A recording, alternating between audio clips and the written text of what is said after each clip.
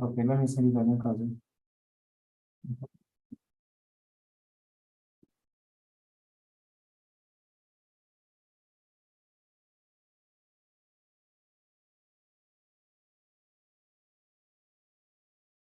Excuse me, but I wanted to ask why we are live on YouTube. Why we are live on YouTube?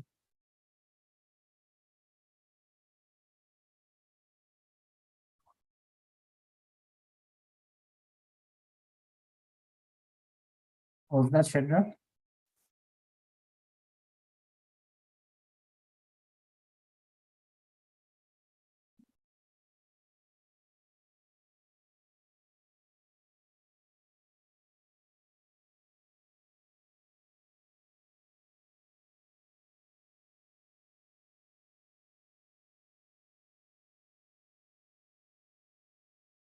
Yes.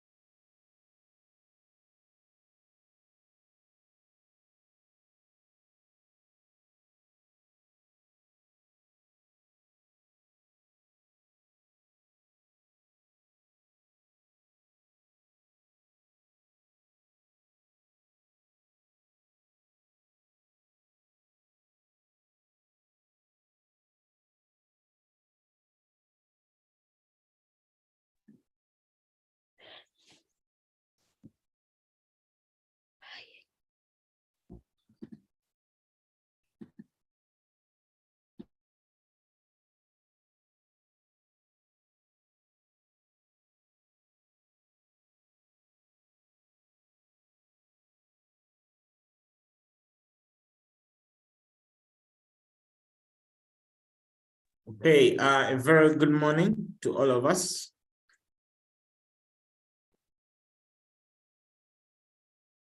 Hello, a very good morning. Good morning, sir. Good morning, Yes. sir. How are you guys? We're fine. Thank you. Yes, let's just roll our cameras. Let's just roll our cameras. Let's roll them on. Let's roll our cameras on. Yes. Why are we live?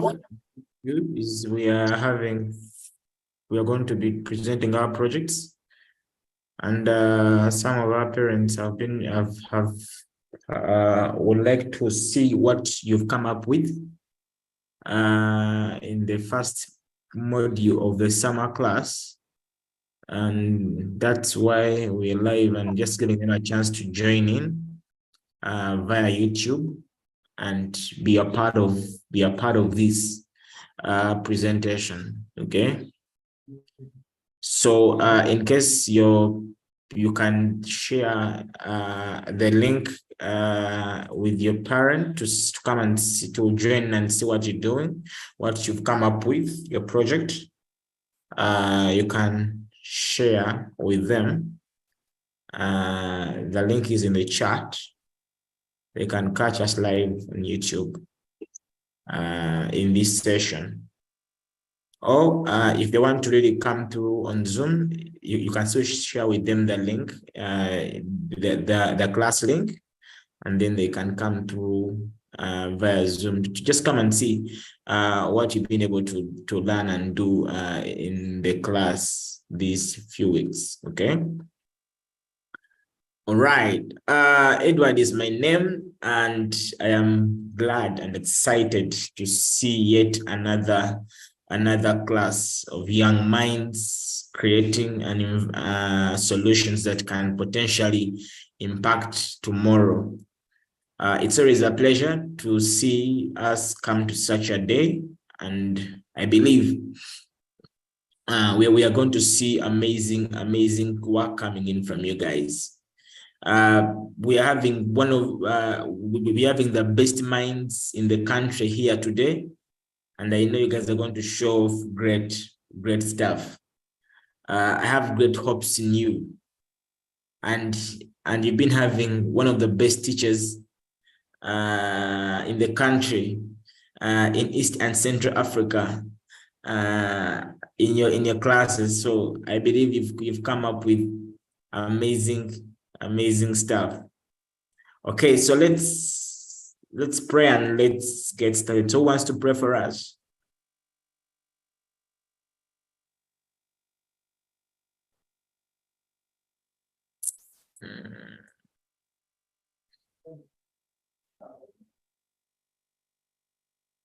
Yes.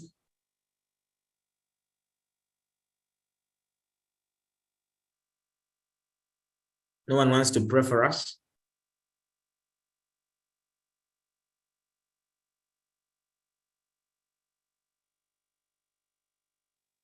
Okay, seems at last this period didn't know how to pray.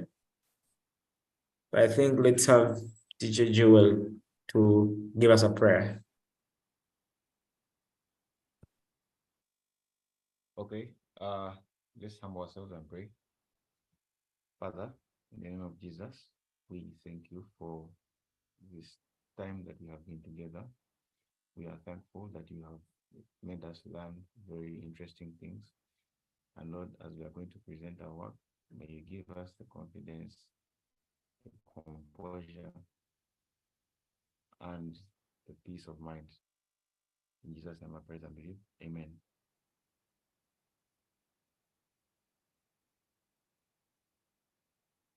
Amen. Thank you so much. Let me invite Kenneth. Kenneth to just come and take over from here. Say to do what?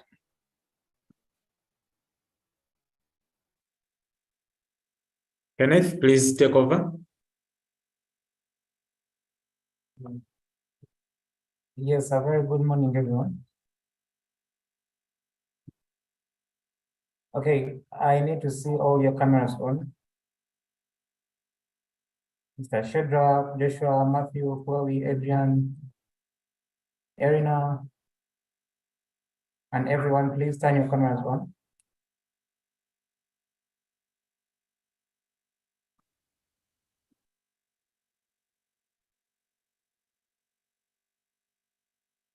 Okay, so we are going to have our cameras on all throughout the meeting, throughout the presentation. You unmute when you're told to do so. Make sure you're in a quiet environment, and please make sure your parent is aware that the presentation has begun. Okay. Yes, for those who are seeing me for the first time, I'm Teacher Kenneth. For those who are doing Python, you have not seen me in your classes. I've been handling the Scratch classes. And maybe you never know, you'll see me in the future. But for this particular camp, I'm handling the Scratch classes. I'm so glad to see you all. And I believe you're all ready to show off what you have been learning and what you have come up with at the end of the first module. Please make sure your camera is on. Erina Israel.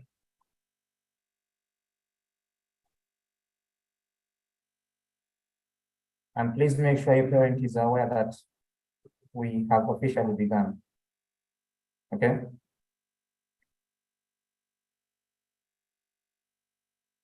I will invite Teacher Joel to talk to us briefly. Let me proceed. Hi, everyone. My name is Joel. I am a trainer here at Code Academy. I train Scratch and Python and artificial intelligence. So there are a few of you who know me, and the rest are about to see me in their classes. Thank you.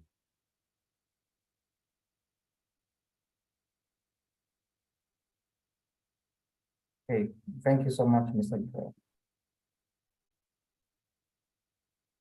So once again, this is the final presentation for the first module of a summer code camp. And we are here live, we are Code Academy Uganda.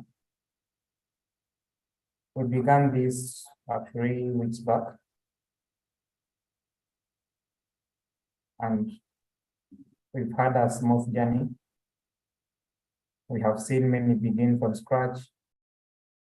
Others began from somewhere in the middle there. And we planned amazing stuff. For those that are here for the second or third classes, you can tell there is always progress. And for the beginners, you should be expectant and you should expect for greater things in the coming classes. You're most welcome, our dear parents who are here. We have officially begun the presentation. And once again, I request all students to turn their cameras on, all learners. Please allow me to remove my video. I'm in an environment where I cannot have my video on. Thank you. Okay, it's all Manisha Drop. Okay.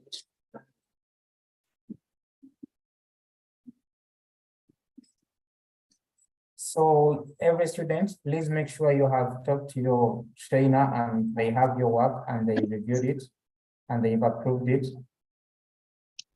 Okay.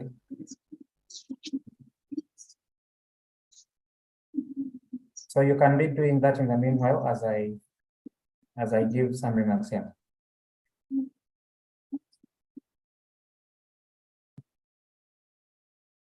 So once again, you most welcome our dear parents. I see Mami Shadrach and Mr. Wilfred. We are doing the final presentation for the first module. This is Code Academy Uganda, and what we do basically is we teach computer science education, and we focus on the young generation or children. That is the future generation. So we took it upon us to inspire, mentor, and to train children in computer science and basically coding from the age of 7 years to 19. And what we do here is that we teach them the basics of computer programming. I always tell students at the beginning of the classes that what we are doing here is not simply an application. When you open that VS Code editor, when you open that Scratch programming language editor, it is not just an application. It is a whole programming language, and we give them a whole curriculum for an entire course. So at the end of the day, they are inspired, they are trained, and they are mentored in what they do. So we took it upon ourselves.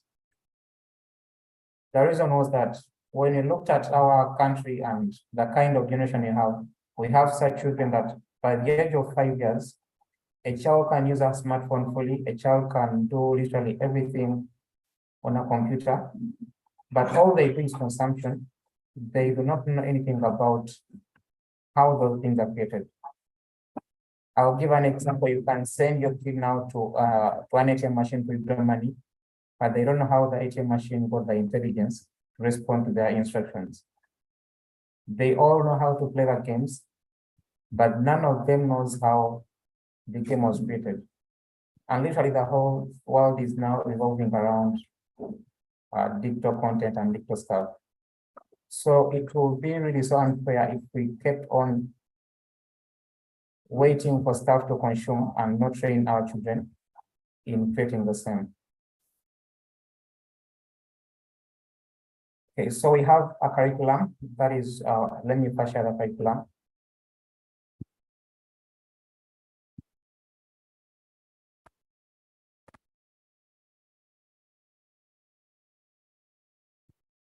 We have a computer science curriculum, and it is covered in modules.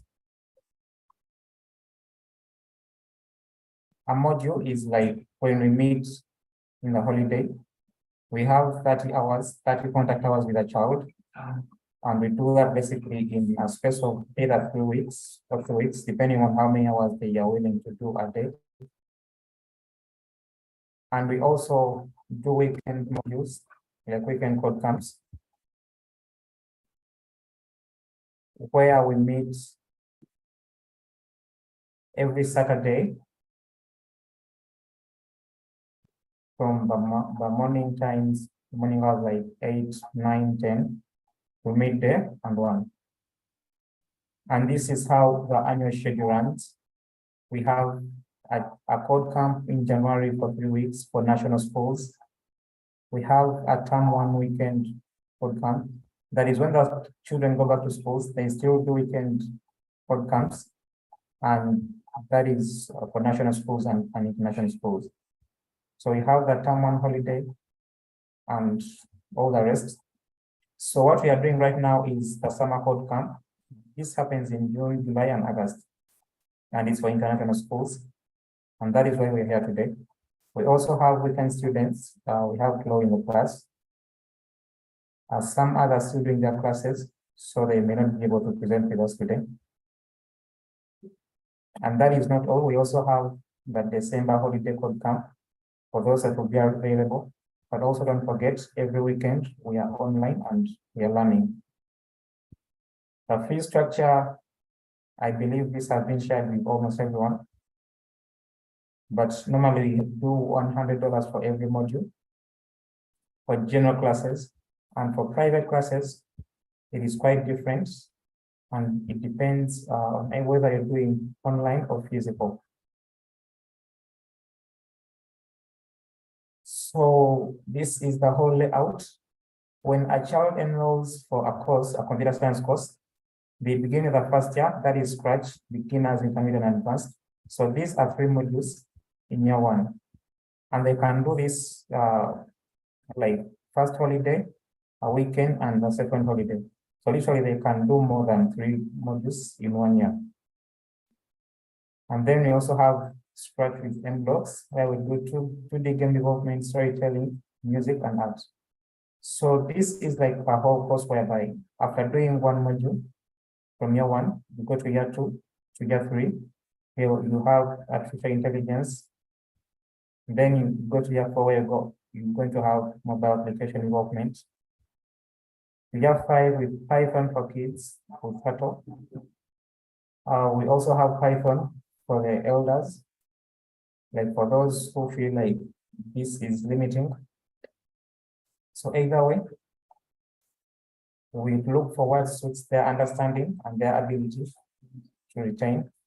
And then we have artificial intelligence in Python, the web design, and JavaScript and microbit. So under here, we shall have covered web development, application development. We have robotics and stuff of the like. And then we also have optional tracks still under the curriculum, that is 2D game development, 3D game development, and Internet of Things. It is a series of coding, and by the end of this, a child has a whole computer science curriculum covered. So to get a copy of this, you can go to our website, that is Code Academy Uganda, and you'll find this on the page of curriculum. And you'll be able to get one there.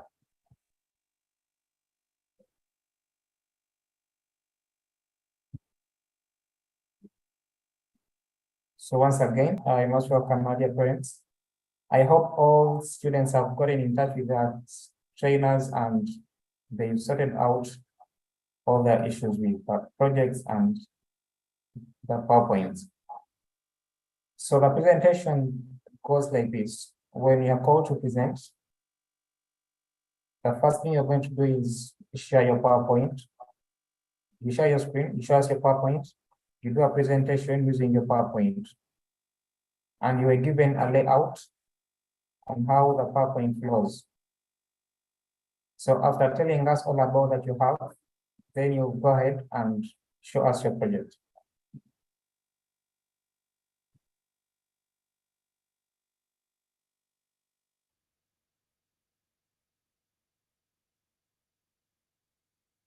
Israel and Irina, please share your screen, share your video.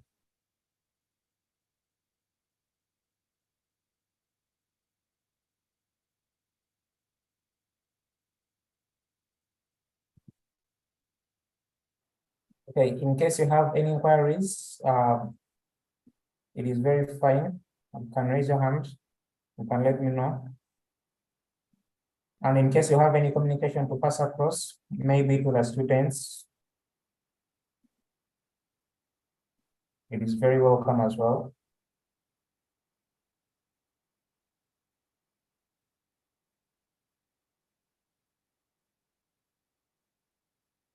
And as we present,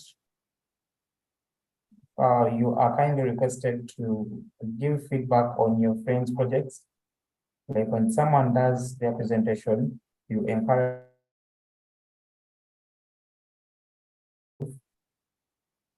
and make sure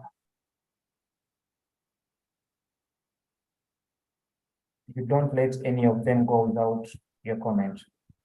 It helps us to keep them motivated, because at the end of the day, some of them will be like, no, this thing was so hard, they didn't even like my project, so I'm not coming back again.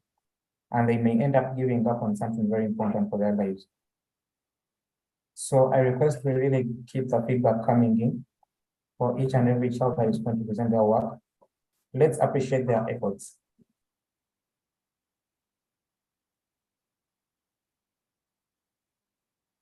So at this moment, I will invite the first presenters.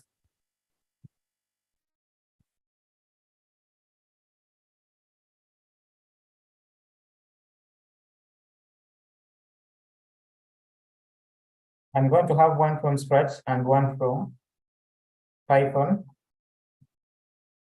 And then we shall have a word from one of our parents.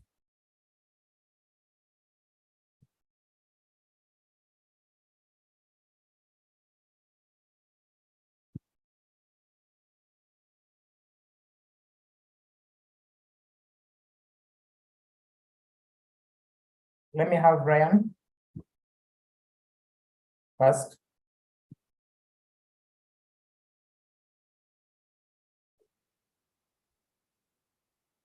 Yeah. Yes, we can hear you. Please go ahead and you can present. Oh, okay, sure. So, are you able to see my screen? Yes, we can see your screen. Okay, just tell me when you see the PowerPoint. Okay, I can see it. Okay. So, my thing is called Lala's EduSaver. It's made by me. So, I'm gonna be attempting goal 4, SDG 4, quality education. My goal is to ensure inclusive and equitable quality education and promote lifelong opportunities for all. So why Lala's EduSaver? Okay, many people decide to save a certain amount of money, but sometimes don't know how much it will end up to be, or sometimes just leave saving for a month or so, and this creates great impacts on what education their children will get. So for example, now, you have a child, and now you decide that you're going to save, for example, $200 per month for the next 5 years. But then there comes a point where you don't save. There comes 3 or 4 months where you're like, no, I'm no longer going to save, or you just tend to be ignorant, and eventually your child won't get the right education. So in order to avoid that, and this is a problem story that we have, so let me just minimize this. Okay. Livestock is so central to the economy, food, and status of pastoralists in Kenya's northern drylands that formal education has traditionally taken second place to the role children play in tending to cows, goats, and sheep. But with climate change increasingly seen as imperiling livelihoods, many pastoralists are now taking the longer view and regard education as a sort of insurance policy. And yet the severity of the current drought affecting much of East Africa, coupled with a long interruption in the provision of free meals, has led to a drop in school attendance. The drought has become too harsh, and Lokawi's husband traveled to Uganda to graze most of the family's herd. Of the 40 goats he left behind, 35 have died because of the drought. It is good if at least one child goes to school, said Lokawi. Educating our children is also another way to earn money. Animals alone cannot help us survive.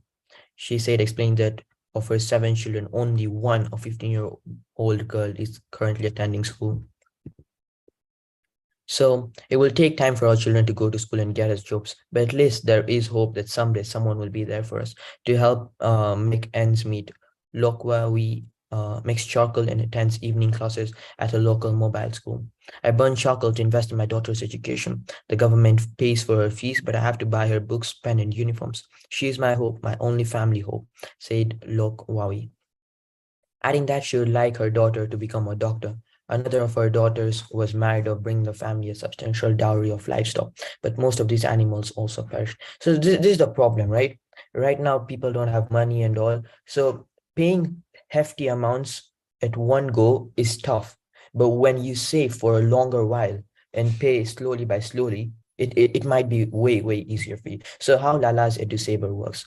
So first of all, we'll ask you what you could possibly save per month. Okay, because some people have an ability to save even $1,000 per month, or some can only save maybe $250 or $200 per month. Then we'll give you a fixed time period, and you have to save that money per month for that entire time period. Once done, we'll calculate how much you have at the end of the time period. And note that we also have a 5% simple interest. So per year, whatever amount you have, we'll give you a simple interest on that.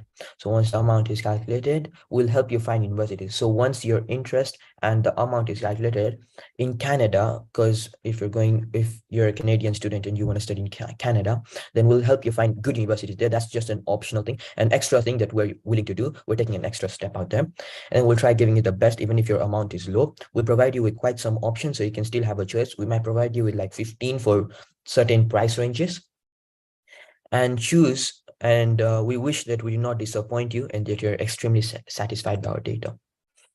Okay, this is a photo of my code, though there when you see it, it will be a bit different, but this is what the code looks like. But I'll show this to you in VS Code actually. So thank you for listening to my brief presentation. We're really looking forward to be working with you. Okay, I'll now go to VS Code and show you guys the code. Okay, can I invite Om so that he could do the inputs? Or yeah, let me invite Om. Okay.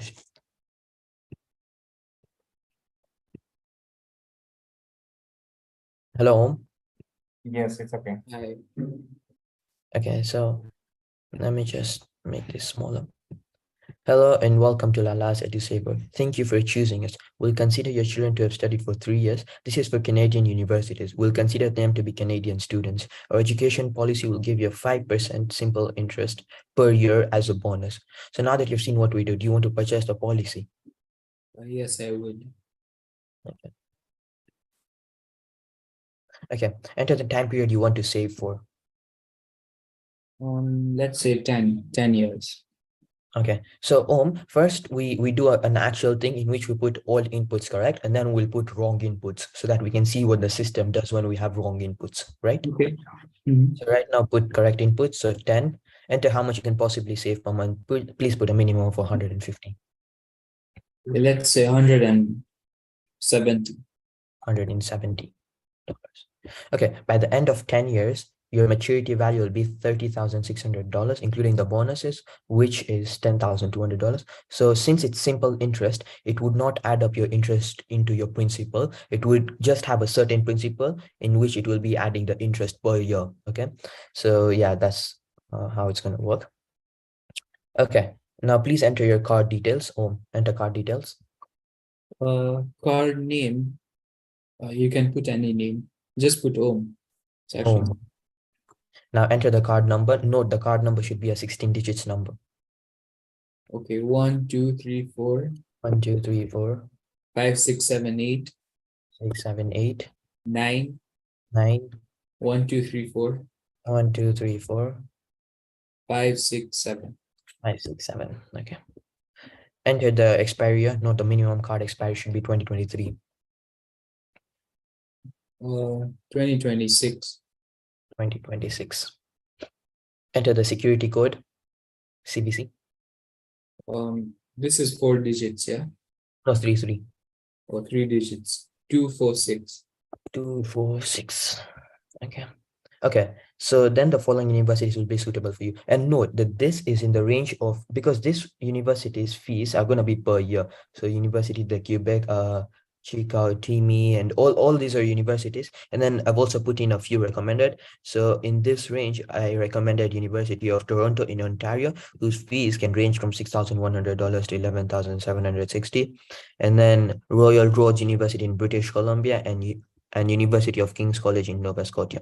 And now 170 has successfully been transferred back home. Now you guys must be wondering, where is this data being stored? Now, if for example, Om is already put in his card details, what's the use of it? Because since everyone asks for card details, but then if they're not being stored, then what's the use of it? So that's why, that's where the advanced module comes in play.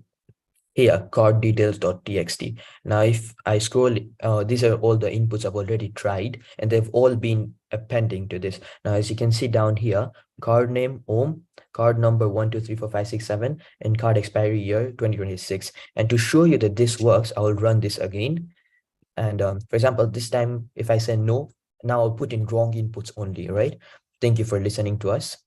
And if I put in Y, and then I put in something below this, and then they said minimum 150, but I'll put 100, then it will say invalid time or amount.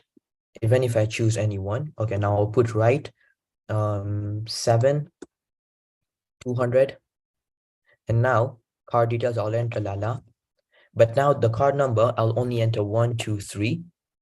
My expiry, I'll enter 2021. In my security code, I'll enter only 0. It will say invalid card details. Even if I just put one of them as a wrong input, it's going to tell me invalid card details. And now to show you that this thing actually works, the appending thing, I'll take this somewhere here. I'll put card details. Okay, I'll say Y. I'll say 10. I'll say 200. I'll say card name, Lala. And just note this is on line 28. So we'll see. So I'll enter Lala. I'll enter card number 1, 2, 3, 4, 5, 6, 7, 8, 9, 10, 11, 12, 13, 14, 15, 16. I'll enter expiry 2027, 001 or whatever, 189.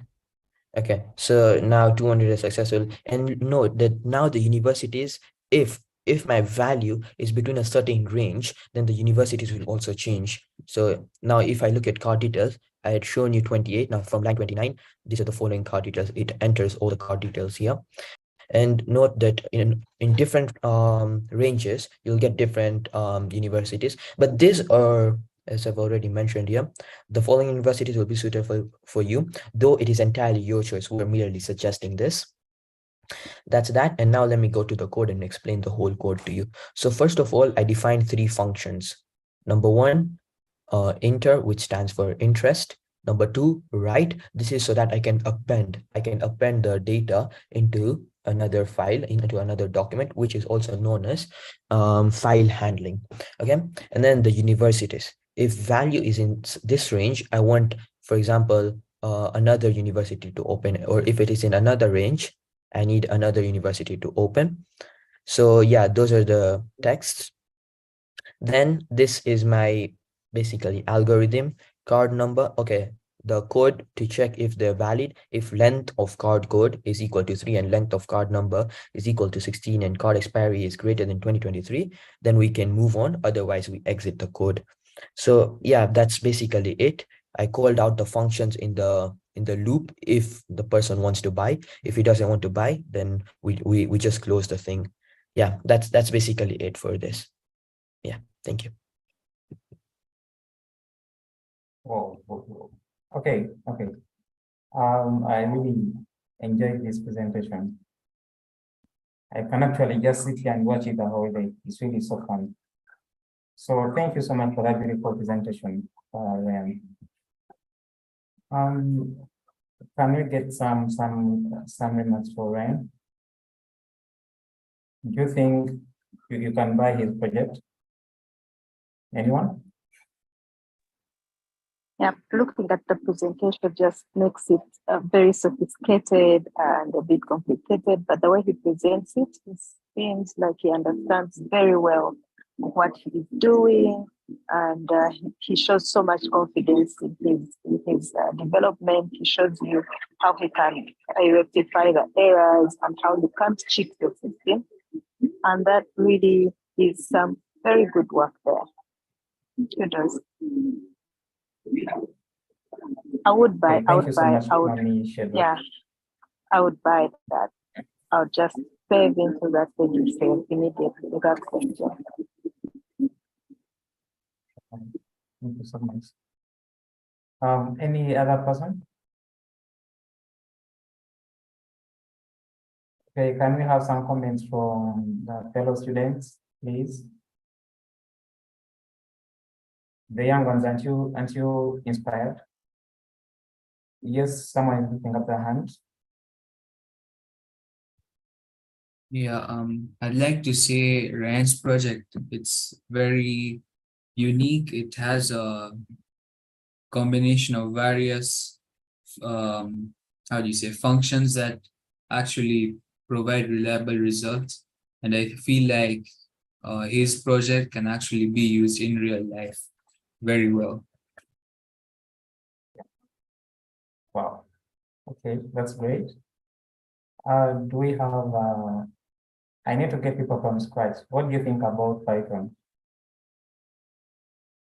Hello, Chloe. But also fun. Okay. Okay, thank you. Adrian, are you there?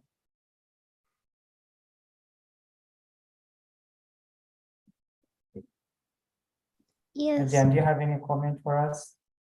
It's kind of fun and nice. Okay. That's beautiful. So thank you so much, Ryan. Normally when you do such a presentation, the young ones are so inspired. And I really love it. So I hope to get some comments from your teacher as well, near playtime. So for now, you're most welcome, my dear parents. I see Mommy Chloe online and many other parents. I will invite, okay, I don't know whether all students are ready yet.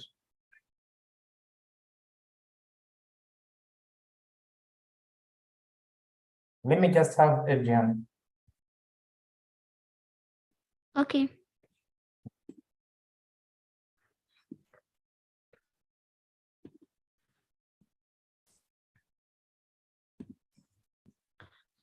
So my name is Adrian. Oh. Okay.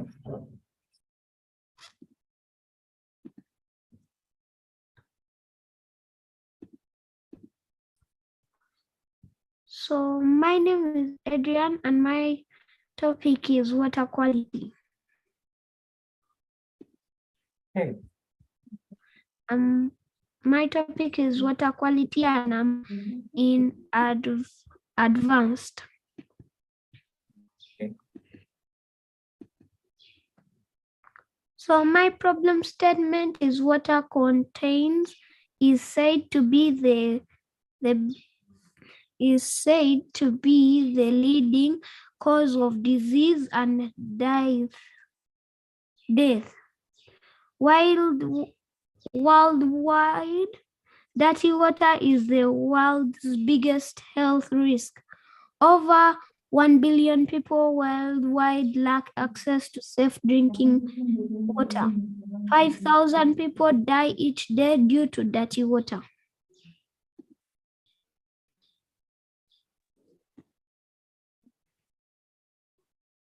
Why the problem? This is the main problem because dirty water is the world's most biggest health risk. Cause of water pollution, sewage and wastewater, oil leaks and spills.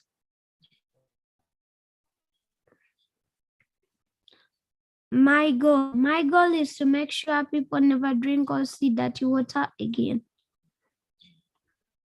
The solution, the government should give people clean water to drink or use. Pick up litter and throw it away in the garbage can. Wash your car or outdoor equipment where it can flow to a grave or grassy area instead of a street. My game.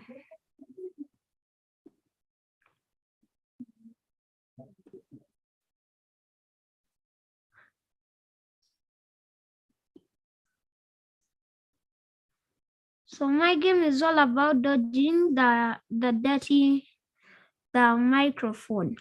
It's like the microphone is the dirty water disease, and the fish is trying to avoid it. The topic of my game, the oxygen battle by Adrian. Water pollution is contamination of water by harmful substances which affect life underwater. In this game, the fish will be battling for oxygen in a contaminated water body.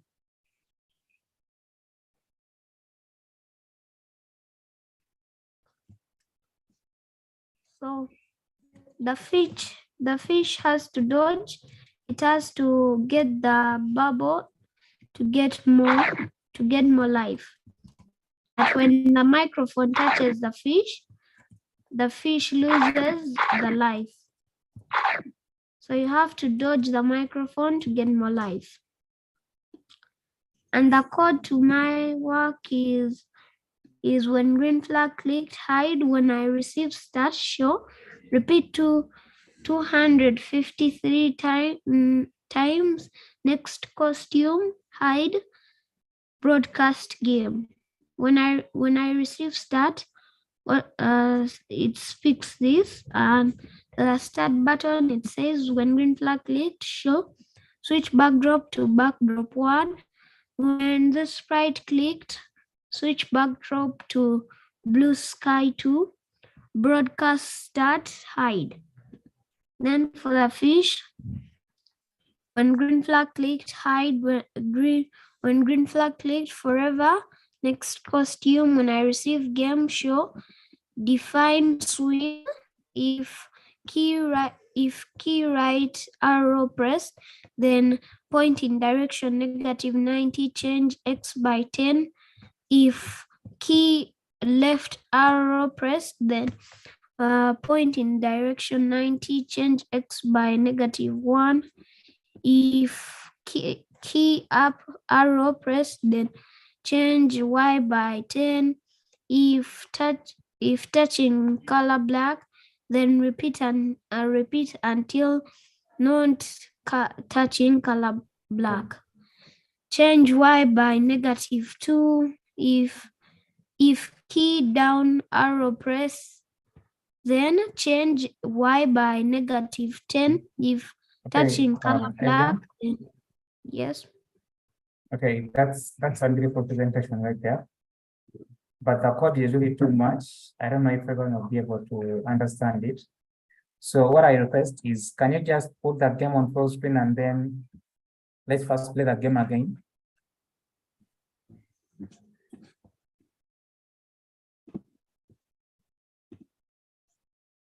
Water pollution is contamination of water by harmful substances which affect life underwater. In this game, the fish will be battling for oxygen in a contaminated water body.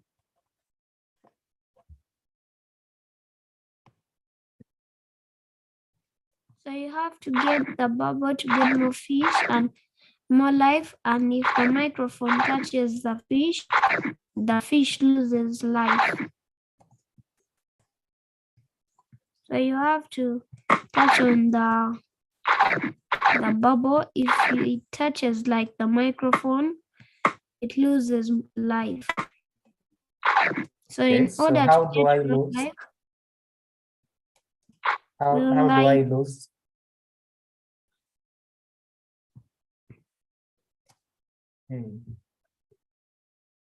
so it gives the player's name and also gives the score, and it writes who has played the game. Okay. So how about if people want to play a game, where do they get it?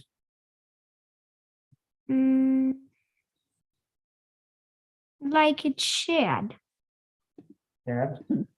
Okay. Yeah. So if you don't mind, you can share the link in the chat so that people can go and check it out after here. Okay. Yeah. Okay. Thank you so much. So that's really beautiful. Are there any questions or comments for Adrian?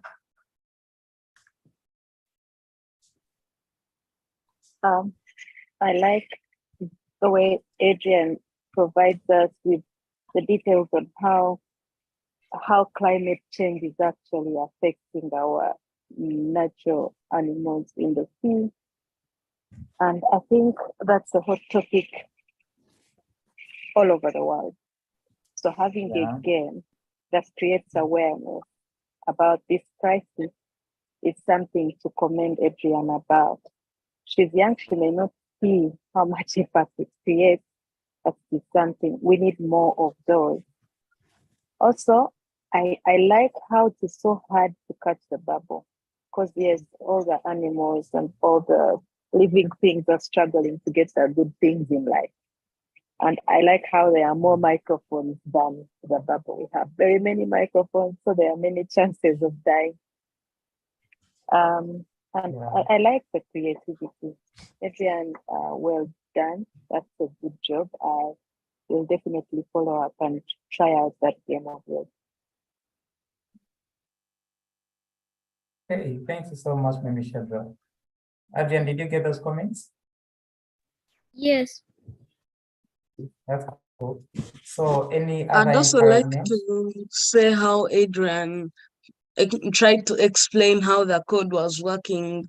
He proper told us every part of the code, trying to explain it to people who don't know it. So those were really good efforts. Wow, thank you. Okay, do I have, Adrian, do you have your parents here? I don't know. Okay. Maybe we shall get a comment later. Okay. Yeah, do we have any questions for Mr. Adrian? Any comments? Meanwhile, you can also use the chat in case you are left out, but okay, you can go on. From my side, Adrian, thank you so much for the project. It's amazing to see you come from the beginners scratch class, the intermediate, and then the advanced, and how much you've grown and what you're able to do now. It's really amazing to see that you can create such a long piece of code and just come up with that amazing game addressing a valid problem. So keep it up. Let's see you more in the upcoming classes. Thank you. Thank you so much, Mr. Edward. At this point, I think I'm going to welcome. Okay, Chloe says she loves your work. Okay. Let me welcome one more student. And that is going to be Shadrach. Shadrach, are you ready?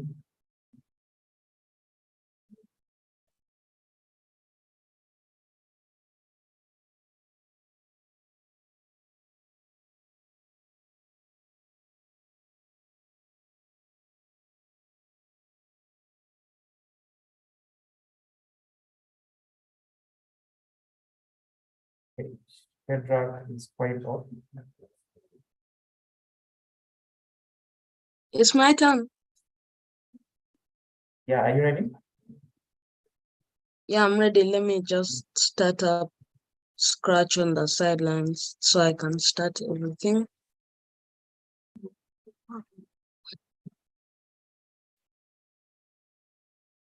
Okay.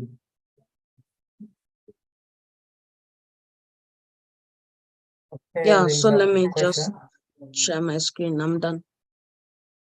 Okay, so you can go ahead.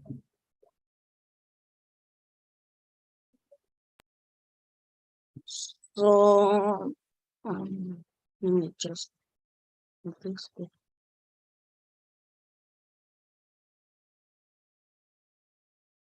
So my name is Shadrach and I was working with Good Health and Well-being. The goal and theme for what I was working with, my goal was to ensure healthy lives and promote well-being for all ages and death from sickness to be a thing of the past.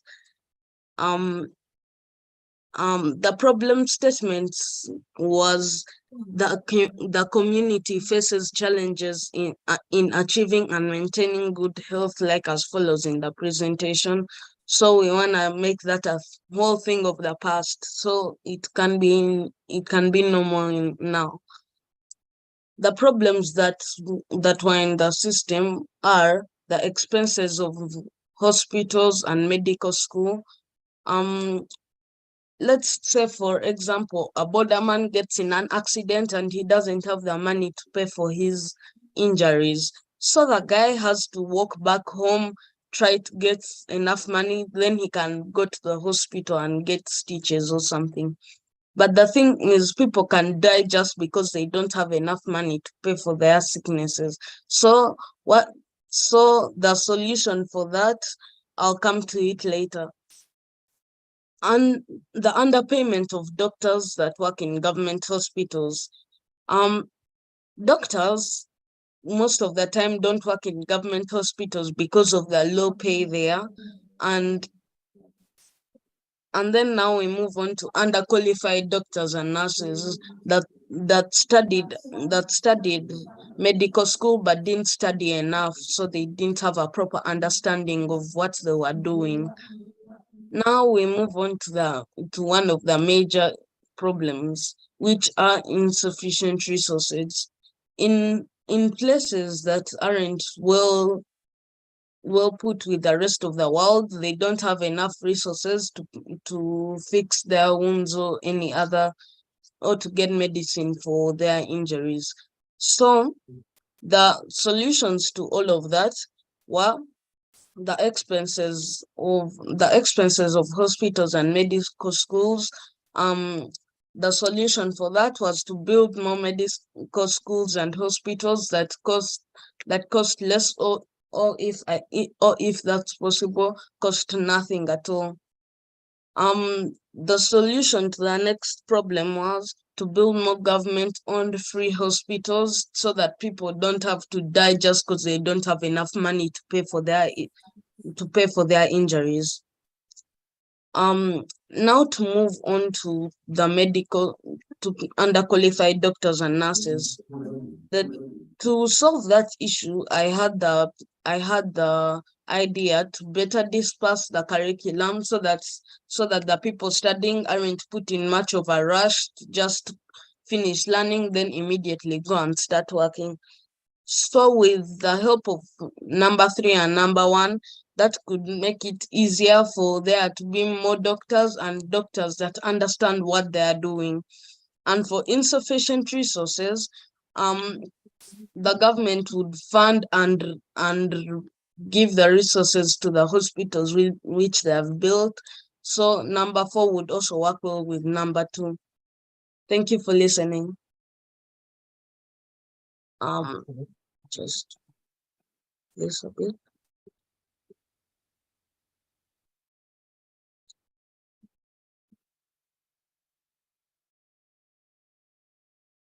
Excuse me, 1 second. Okay.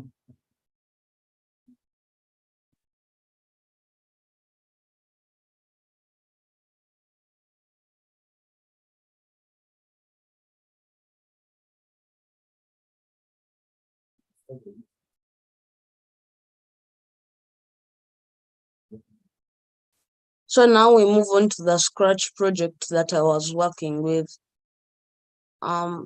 That I was working on. So this is the whole Scratch project, everything that I was working on. As you can see, there's not that much work everywhere because I only have 3 sprites. So this is just a conversation between friends to have like better understandings. Enjoy. Hi, my name is Kai, and my name is Ben, and we are. Excuse me, I'm just quickly changing something here.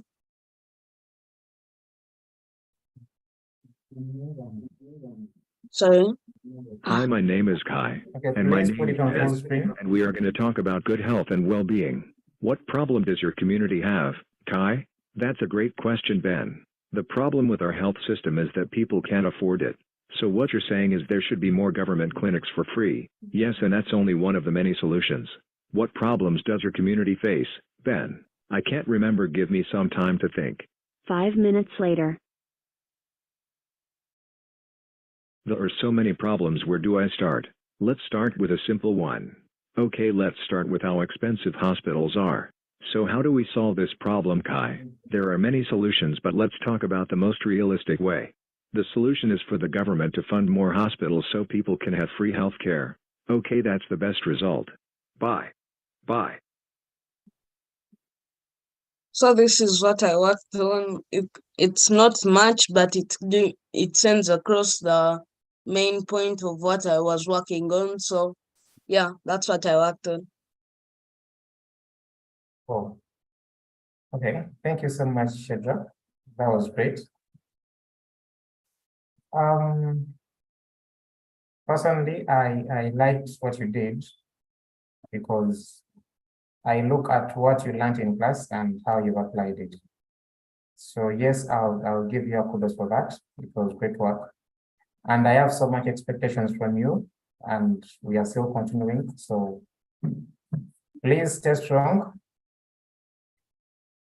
Your next class will show you something bigger.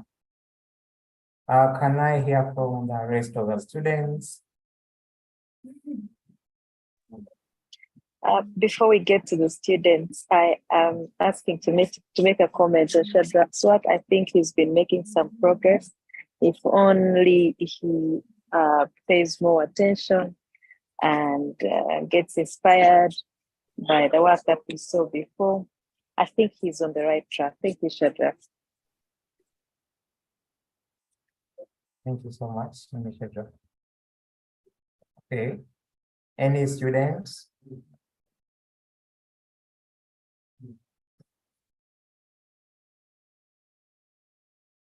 Hello. Okay, advanced students. Israel, are you there? Yes, I'm here. Okay, please say something about Shadrach's work. Shadrach's work, it was interesting because, in my opinion, I think it's interesting how we can turn a simple project, something that looks simple, into something that like says so much information. Like it helps us understand more about certain topic. That's what's interesting to me. Okay, that's great. Thank you so much.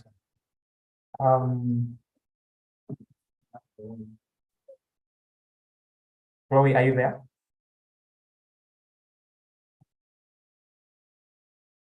Yes. Please give us a comment. I like the work especially the game, because it's like an animation. And I did that in class. And it's fun.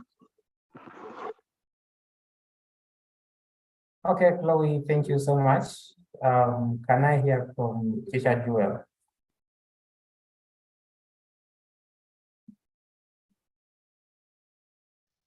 Hi all.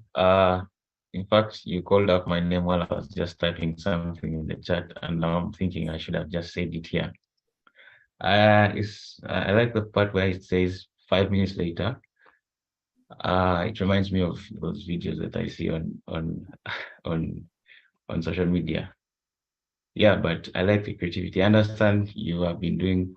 For how long have Shadrach? For how long have you been doing Scratch? No, it's just his first class. And how long has it been? Well, around 1.5 weeks. Okay, that is a lot to be learned in just a small time. So I just want to advise him to keep it up. It is good work for a first timer. Thank you.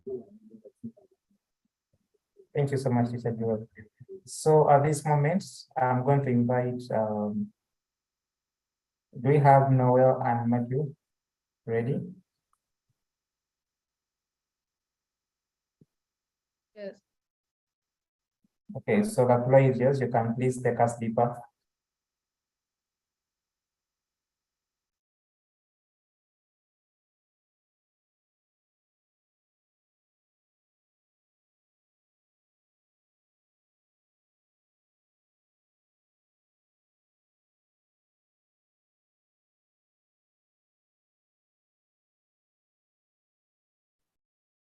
The floor is Noel here. Yes. Okay.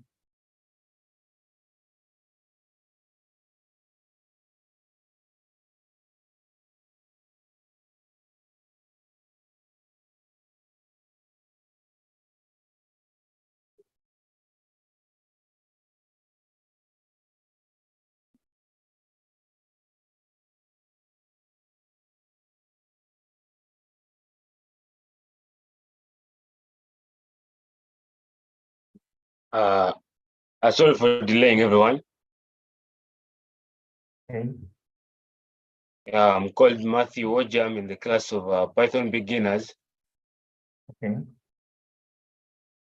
Yeah. I'm going to talk just little about introduction of Python. Let me share with you my slides.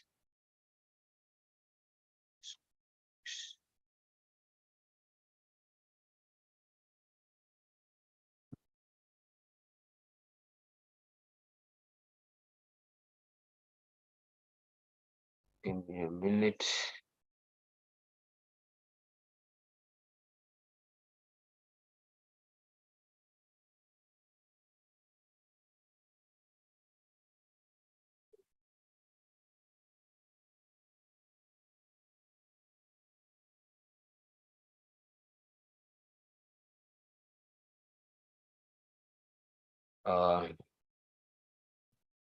This is our Python class. As you can see, follows our teacher, Mr. Joel. Our students, Hona, Prisha, Noel, Alvin, including me. Introduction into Python. Python is a program language that's widely used for different purposes, including cybersecurity, data analysis, artificial intelligence, mobile apps like Spotify, Instagram. We can also use them in website designing. The version we'll be using for application is Python 3.11.4. So in our class, we assigned a project as a group. We're supposed to make a data buying, which mobile money. We're based on Airtel. So Honor did sending mobile money. Alvin did data sharing. novel data bundles and pressure top packs. What I did is just to present us into Python. No, we'll be talking more about the project. I think that's where I will end. Noah will take over the class. Noel will take over the class and explain whatever we did. Okay. Okay, so in our class, we'll assign a group project to do mobile money. And currently, 3 of our members aren't here. So our honors, Honor, Prisha, and Alvin, who have the most work done, aren't around. So I'm going to be presenting just the part I did, which was data bundles.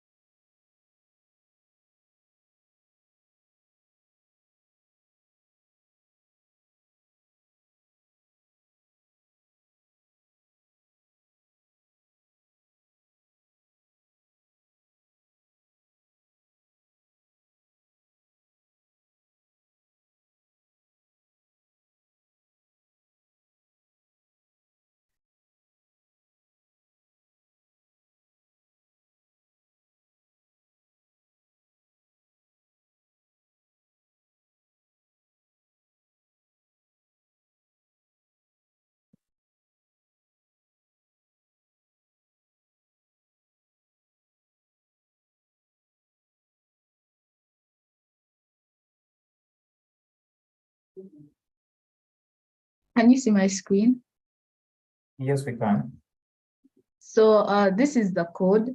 So from the first menu up to the last thing in the code. So when I run it,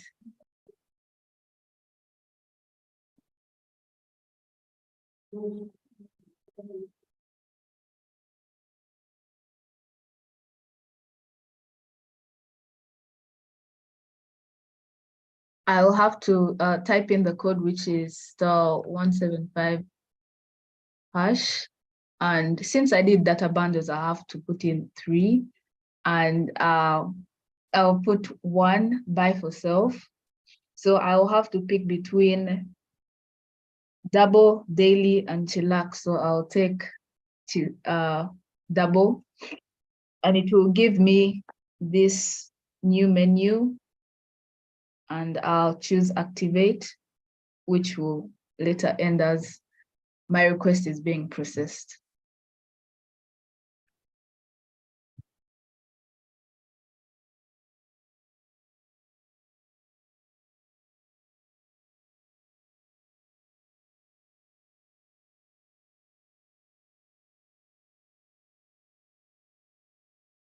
Sir, you're muted. We can't hear you. Right. Yes, thank you so much. I know I was asking, can you share the screen again?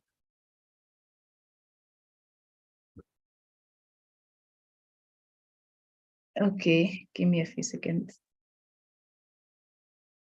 Yeah, I didn't know you guys could do that, but that's okay. That's beautiful.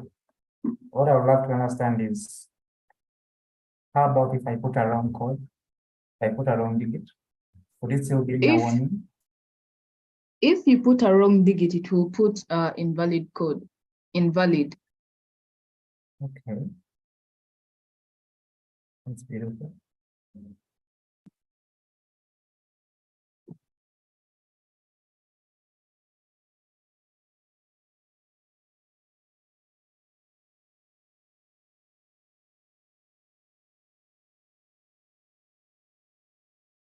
Okay, are there any questions on this?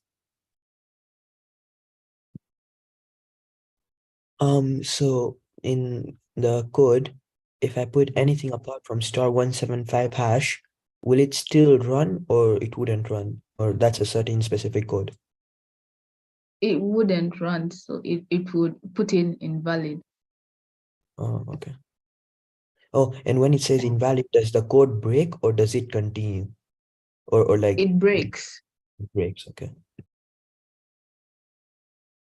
Okay, that's beautiful. I think many of us can do that, so it's really nice. I'll just welcome a few comments, and then we are going to have our executive director talk to us. Yes, Israel. No, I'm just clapping because it was a nice presentation. Showed that she really understood so about experience and everything. Yeah, it's a nice presentation. Okay, thank you. Any comments from Matthew?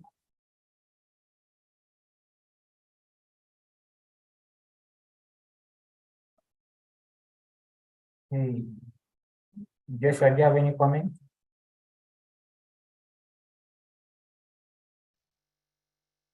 I have a question though. You told us about you say this is a group project. However, your friends are not here to present, and I'm a bit concerned. What are their whereabouts? Where are they? Is there something that we should know about them?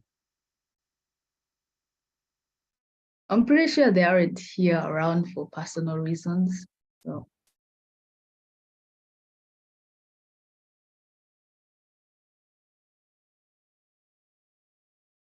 We shall sort that out. Okay, so I'll welcome any comments from parents. Do you have a parent here?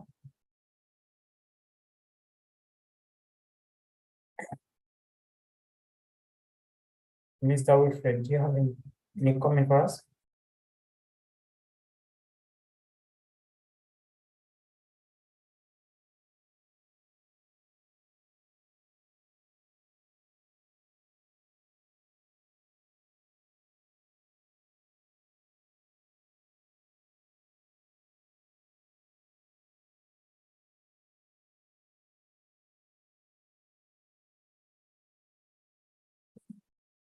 Okay, so we can type out the comments in the chat section. Let's first have a word from the executive director.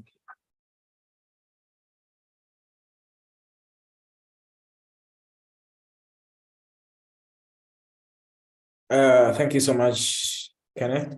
To the students here today, we are honored to see you crown this module. To our parents, you're most welcome to have you here. We believe you really running busy schedules, but seeing you spare an hour and join us and witness what our learners are coming up with, it's really heartwarming. We are blessed as Code Academy Uganda to witness yet another summer class happening here. As I said earlier on, we are having one of we're having the best minds of the children in the country here today, showcasing amazing solutions to problems that are valid and affecting our people here. And these are things that can potentially transform and address these very problems. So it's really an honor to see all of you present your solutions here today. The journey is just starting for most of you. Some of you have moved quite a long way. It's a blessing to see how some of you have evolved and grown from the beginners classes to the advanced classes, and even those that have moved across years, coming in from scratch to artificial intelligence, it's scratch robotics, and then going through to Python. It's really an incredible thing to watch you grow and become something great in the tech space. At the Academy, we believe that every child deserves an opportunity to program a computer, and no matter what sector they would like to work in, in the future, whether you want to be a medical doctor, whether you want to be a civil servant, whether you want to be an entrepreneur, you need to really have a great understanding of how technology works and how things go on in the background, because tech is at the center stage of driving change today in our communities, and we can't help but be friends with it. So today, I believe we can all say that we are friends with tech, because we can manipulate and tinker with it and create solutions within it. So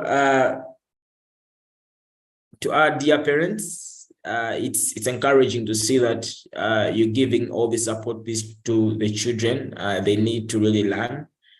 And yes, I would say that our commitment is that we may bring them to a place where they are able to participate in the digital market by creating and crafting solutions that can impact our communities, not just the ones in the classes, just as they have seen, but while they go through the mentorship course for computer science, we're able to have them come out as digital creators that can participate in our digital economy in Uganda, in Africa, and the global economy in the long run.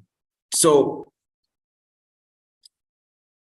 I would say that the summer class is halfway, and we are witnessing the first lot of presentations, and we are going to also be going on to witness more of these coming through at the end of the summer class. Well, tomorrow we are going to launch into the second part of the summer class, and then see what we shall have by the end of this month on the 28th of July, witnessing yet another round of presentations coming in from the summer class. Thank you so much for really being here, and let's see what the other children have to present. For the ones that have already presented, thank you for the good work. Thank you who are coming in from Noel and Matthew in the Python class, who are coming in from Adrian, Ryan, and Shadrach. Thank you so much. We're waiting to see all that are remaining in the remaining few minutes we have here. You're welcome, Kenneth. I'll hold it here. Okay, thank you so much, Mr. Everett. At this juncture, we are going to have Mr. Joshua Mukisa presenting next. He's also in the Scratch Beginners class. So Joshua, you can unmute and share your screen and proceed.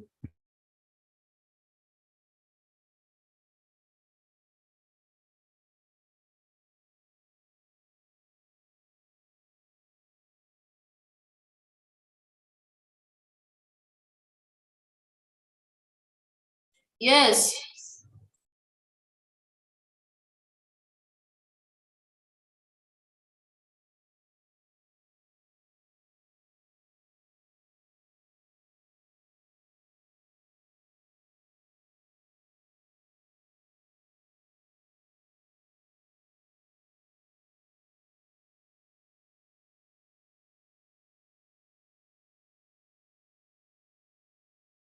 Yeah.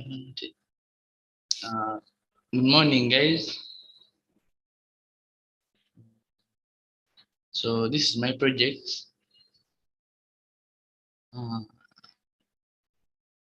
I was talking about animal species. Can't see my screen.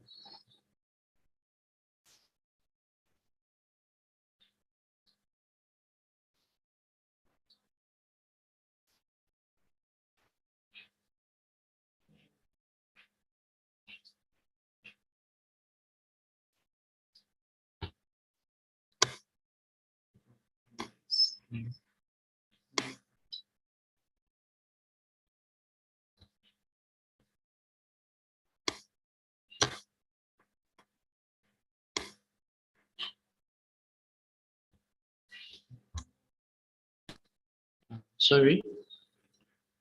So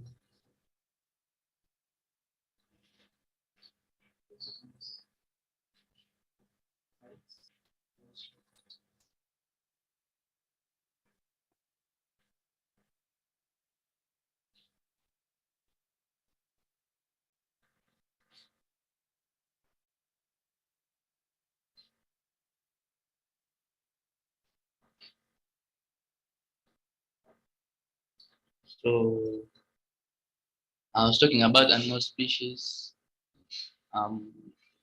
By I'm called Muksa Joshua, 18 years of age, and I'm studying at Code Camp.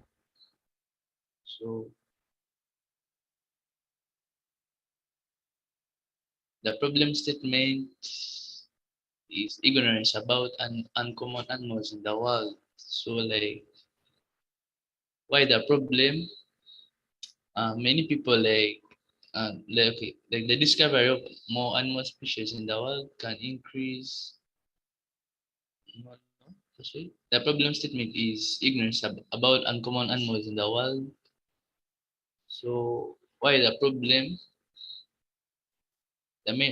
This is the reason the discovery of more animals in the world can increase on the level of tourism in countries. So my goal, like as me, as a tourist and a researcher about different types of animals in the world, must find or get to know more than 5 species by the end of per month and include it and show it in the animation I'm going to like discover.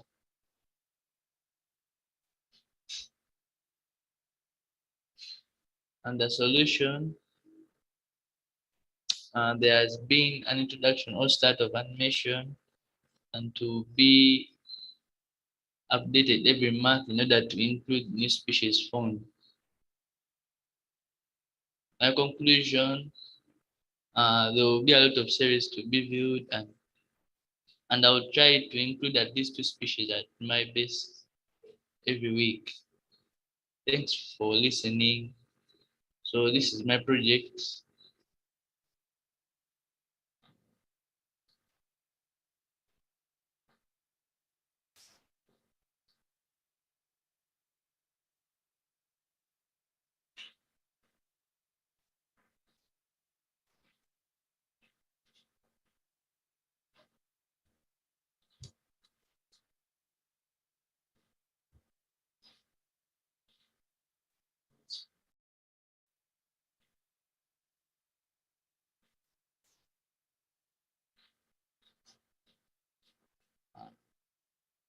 You can enjoy watching.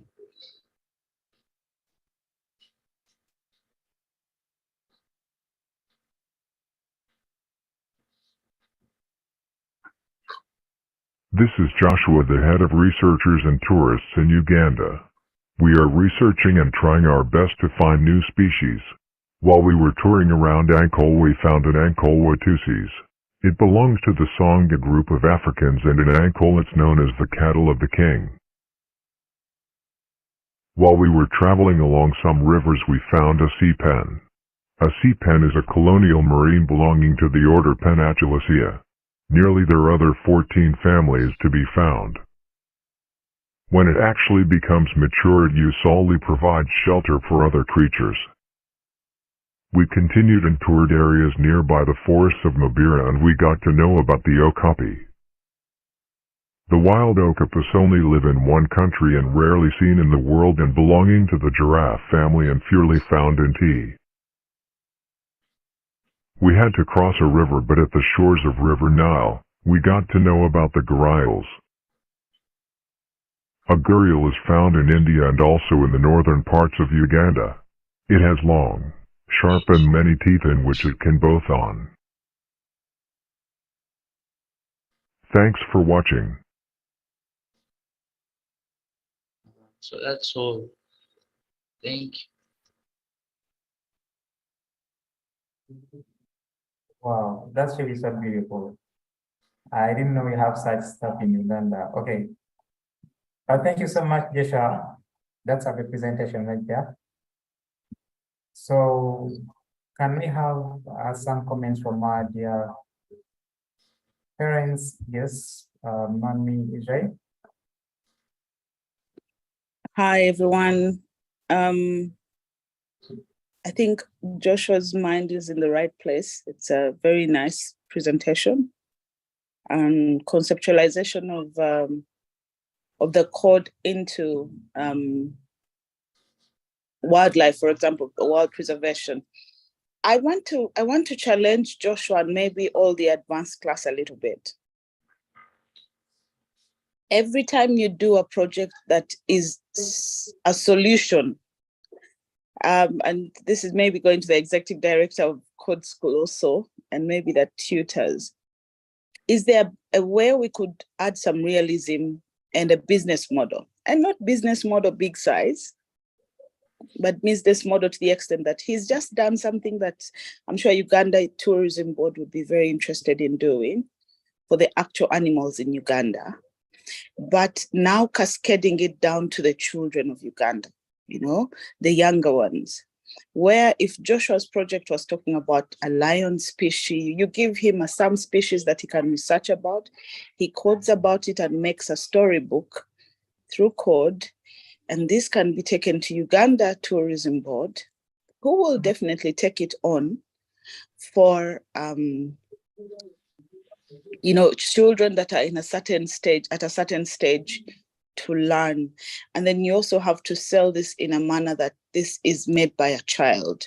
And so when it is being done, he does it the way he thinks every child in his age should see it. So I want to challenge both the students and Code School in one of the week's modules, especially when the children are doing their final project. Can we challenge them to do stuff that is there? And secondly, something that will come off Code School from their project too. I mean, some of us parents here are working in different organizations. And sometimes we would say, I was thinking about Joshua now saying, hey, I need advisory in my office. He can use the same theory, the same practical code to create for me advisory, to create advisory for my farmers. But I would like to ask you to put it a small module, it might be an hour a day of the final presentation, to tell them to be realistic and also make it a business model approach so that they know that it's not stopping here. And Joshua, you've done wonderfully, because I mean, hey, people in the fisheries would die for something like that. Thank you very much. Well, thank you so much, Mami Ijay. That was some good wisdom right there. So we shall hear from the executive director on that. But for now, let me have, okay, I'll send Chloe's comment. Is there anyone else with a comment? Yes, Chloe, do you want to say something?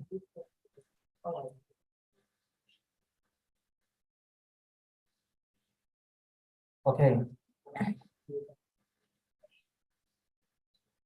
Okay, so at this point, I'm going to welcome Israel. Israel, it's your time. You can take us on.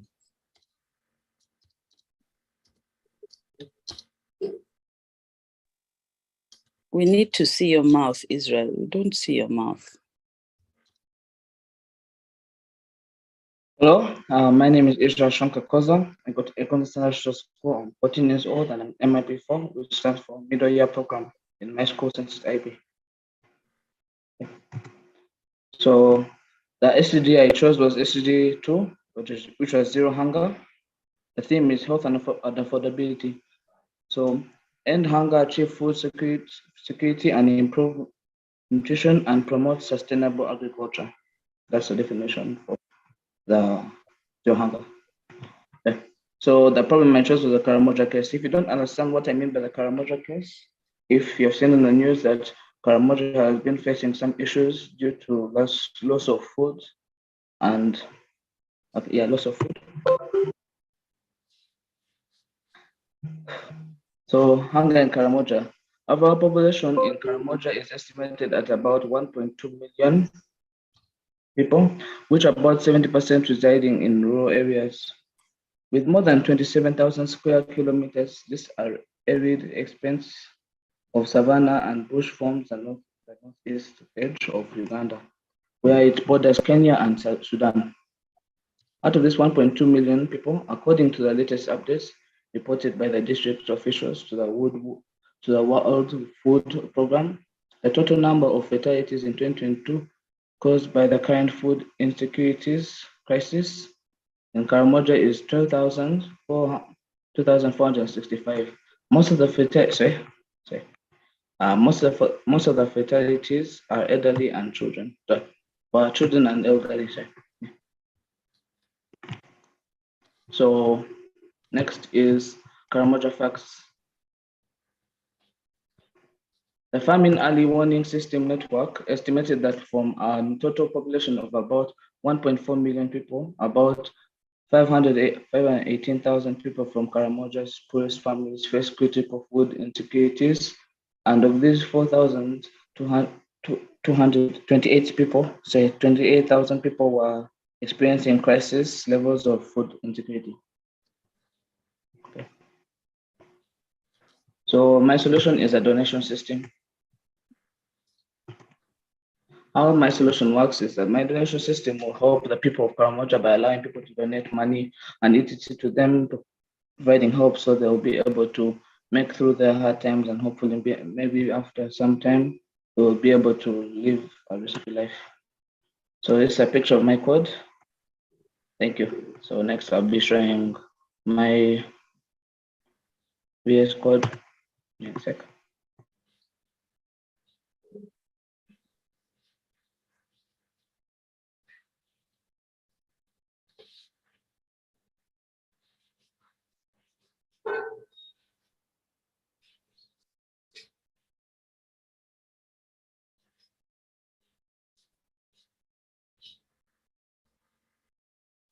So this is my code, and my please request Noel to help me with my inputs.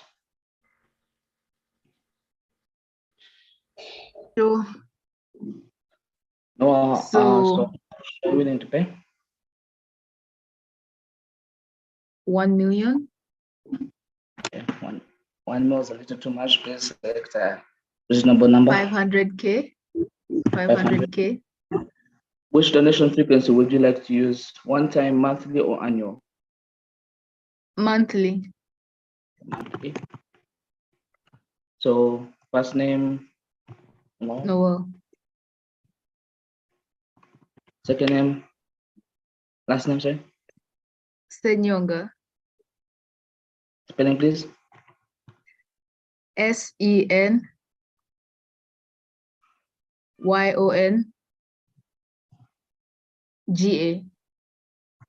Okay. Email. You can choose anything if you it just has to have an @gmail.com. 1234@gmail.com. Okay.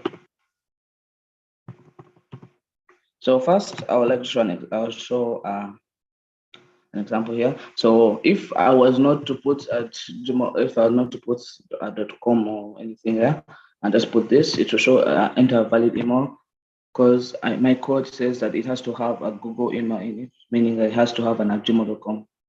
So I'm gonna type it again with that. Okay. So a password, but it has to be 8 characters, please.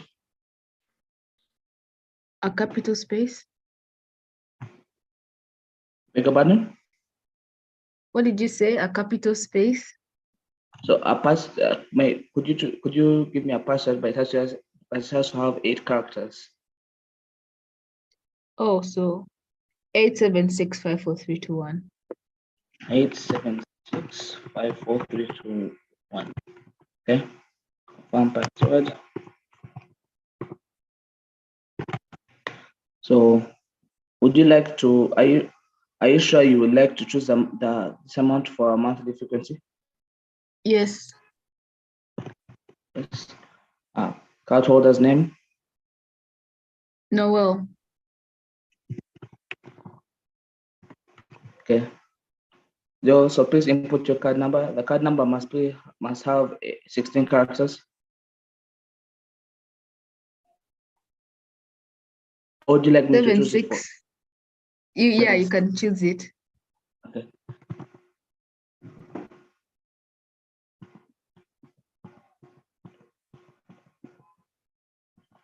Okay. Your card CVC must be 3 characters. 435. 435. Thank you. Would you like to pay now or in a later date? Now. Okay, now. Okay. You have chosen the monthly frequency and we request that you pay 500,000 on this date, on 7th of, okay, no, 12th of July, and every other month. Thank you for donating to the people of Karamoja. So now I'm going to explain my code. So for where I started sign up here, as you can see, it says one not email dot end with. That means if the email then end with at gmail.com, it won't run and it will just put invalid email over and over again until you put in a valid email. So for the donates, since you chose monthly, if your number is greater than 50K, then you're gonna see a message saying, are you sure you would like to choose monthly frequency? Did you know the other choices, which is yes, no, and everything else? Thank you. This is my code. If you have any questions, please ask.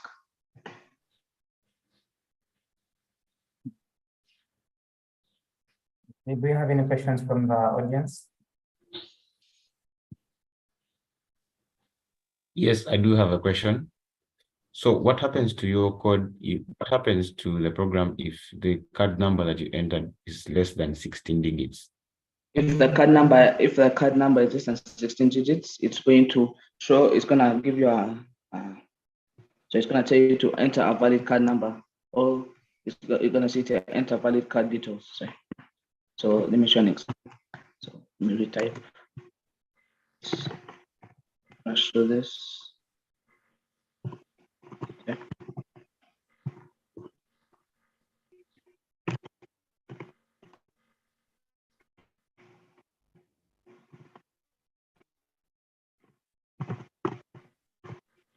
Okay.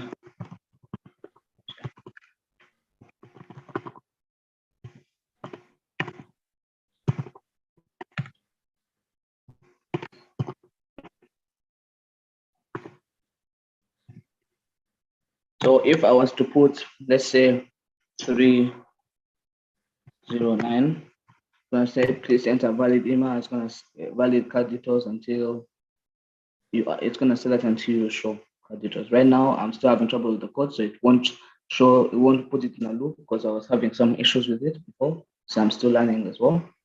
But right now, it can only show one valid say. Wait, so if you put 3098, it will just go to the next part.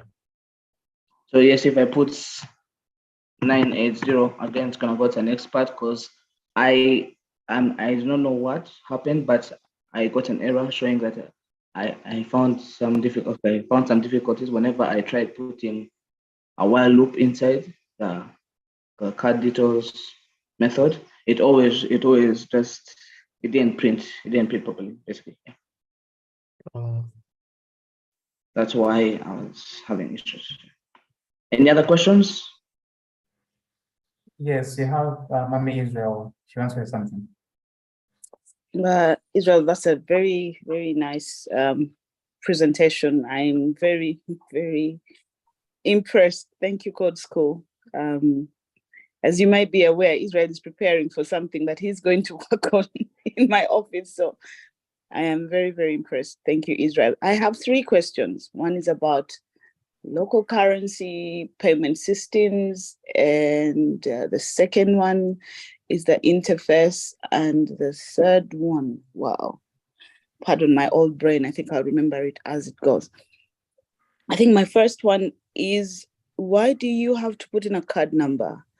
And I totally understand that this is coming from an international setting, but Mami Israel here might want to donate and she doesn't have Visa, but she has a mobile money number. And so my mobile money number can be put in as a means of payment. So I'm wondering, have you given thought to to putting in an alternative. Usually the card is 13 digits and the phone number can also be 13 digits, which 13 digits is 256-772-523-699. And sometimes they add the plus sign, which makes it 13. Now, when you look at our Visa cards, they're also 13 digits. And so that can also be embedded into that code so that we look at people.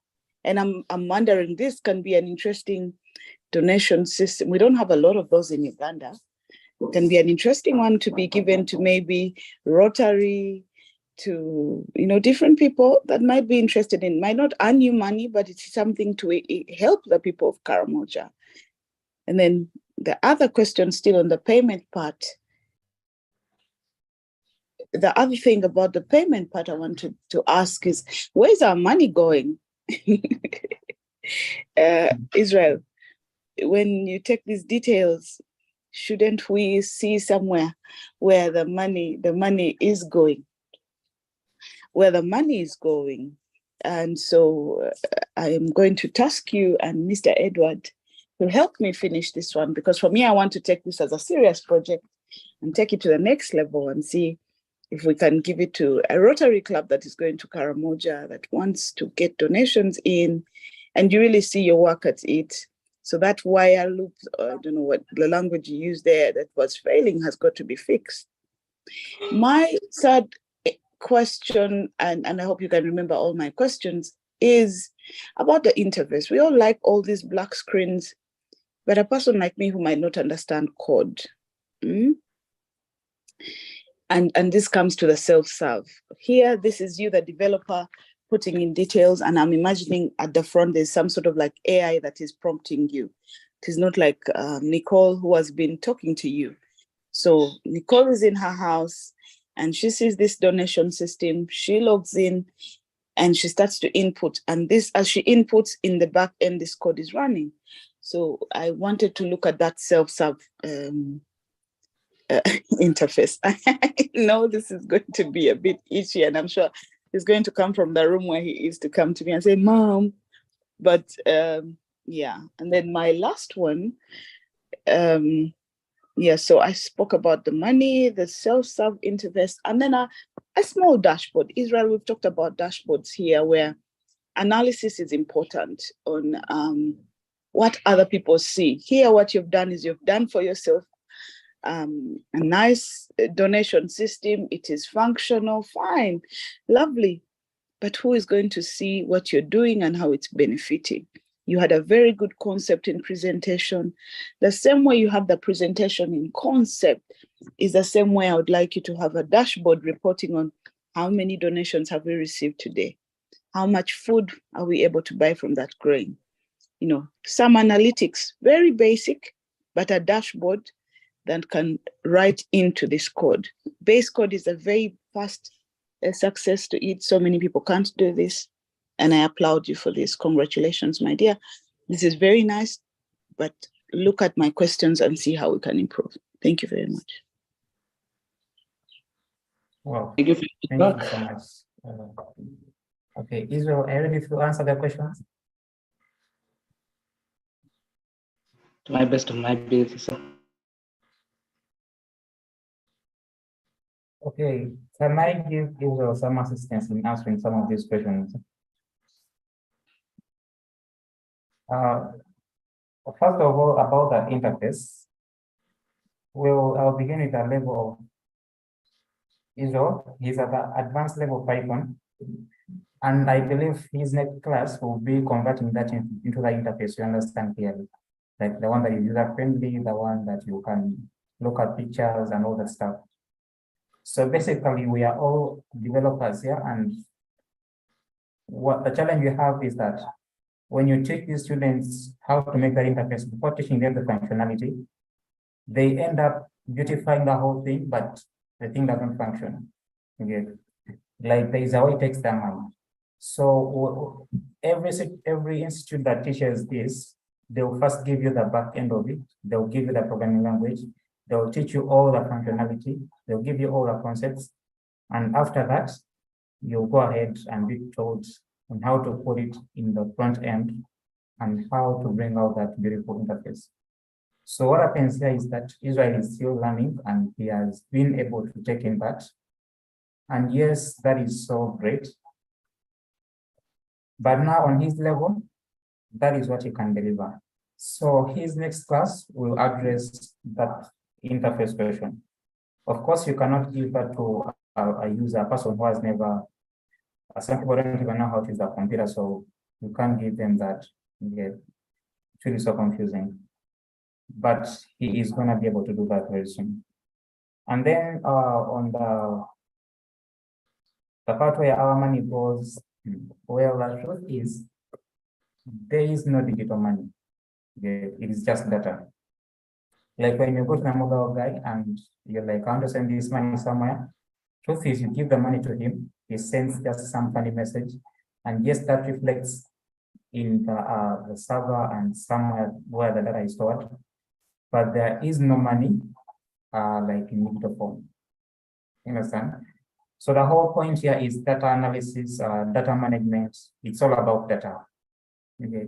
It just reflects in the database somewhere that this guy has this and this amount, but in actual sense, it is not money, it's just data. So when you want that money, you just go to some random mobile guy and they give you the money. So literally what he is doing here is data management, and it's all about data analysis. I'll talk about data analysis, the dashboard thing. The first thing is his research. When we send them to do research, there is a lot they need to do in the field. For example, as a developer, you need to know who your clientele is and all the stakeholders in your system. For example, in this case, you need the people that are going to be donating. You need the people that are going to be donated to. So you need to reach them physically, tell them your mind, like you have to tell them about the system and they give you what they would love to see in that system. Okay?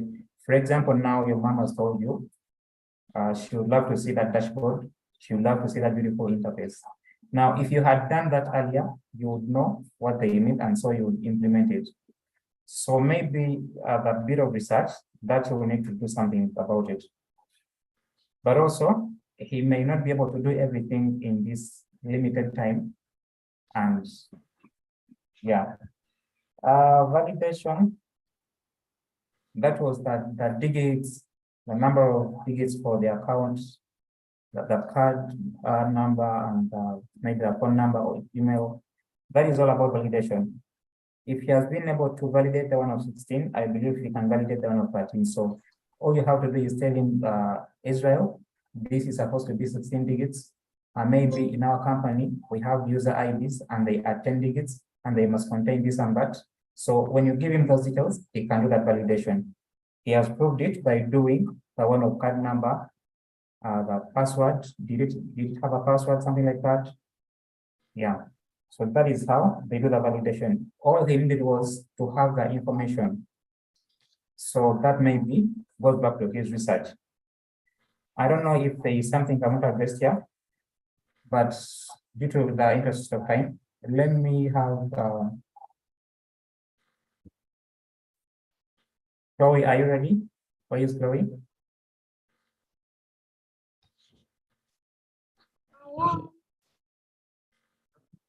Okay, Chloe, you're coming next. So thank you so much, Mr. Israel. You really have some great concepts there, and please keep doing practice.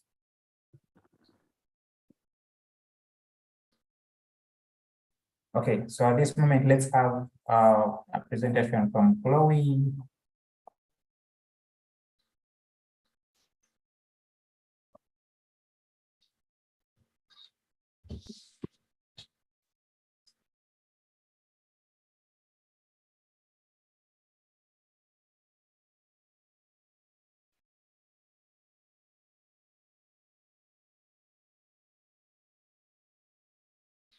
I'm doing air quality and in Scratch Intermediate.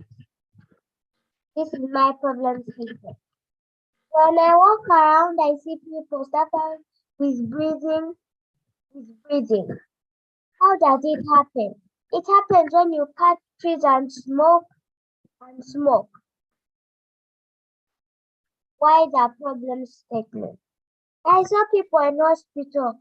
They are sick because of air caused by bad cars and when electricity has burned something or someone. My goal. My goal is to fight air pollution, which is a threat to the environment. I'm showing people that they do not have to cut trees or use bad cars. My Chloe? game. Chloe? Chloe, can you hear me? Yes. We didn't see the PowerPoint. I don't know. You didn't share the entire screen. Okay.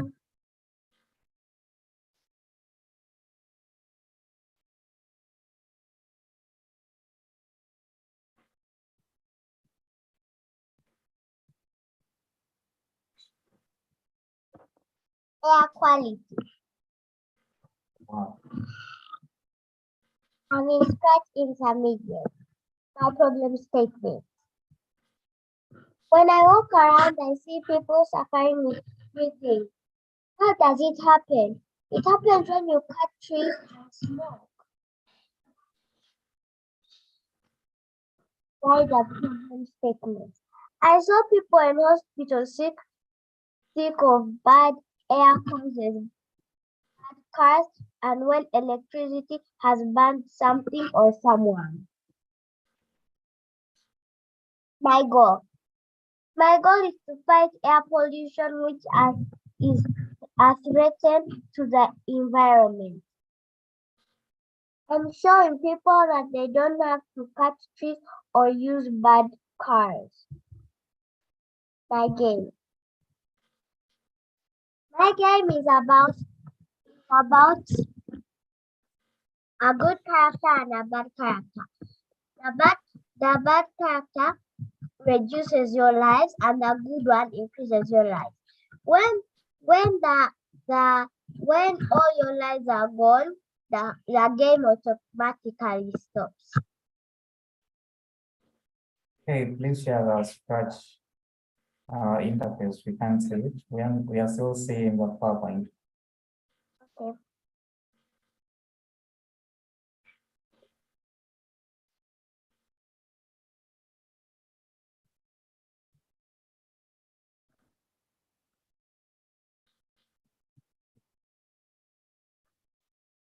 The title is called Aircraft. The instructions. Use arrow keys to move around the screen. To get a light, go to the street for good air. If you touch the smoker, it reduces your life.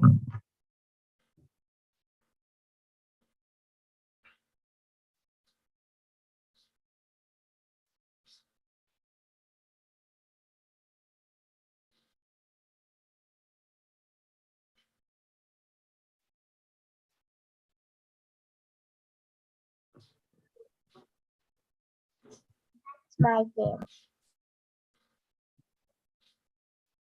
Hey, Chloe, did your game have any sound? Yes, it is. Okay. Can you Did I share play again with the again? sound? Yes.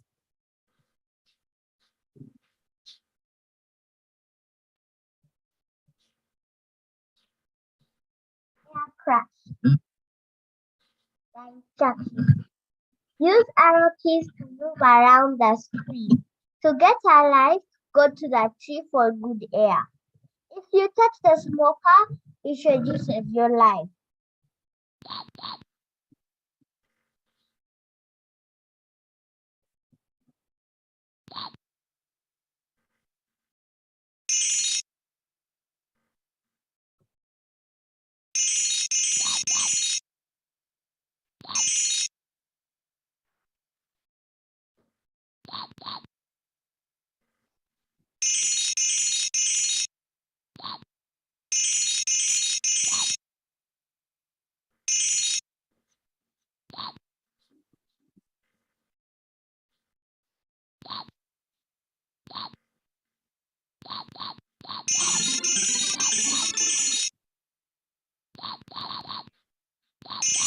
again. Okay, that's a beautiful game, Chloe. We have Mommy Chloe here. Mommy Chloe, would you please say hello? Hi, thanks Chloe for the presentation. I've seen where your hard work has been going, but we need to do a little bit more. But that's good for a start. Thanks. Thank you, Mommy Chloe. Yes, we have comments from yes, Teacher Joel.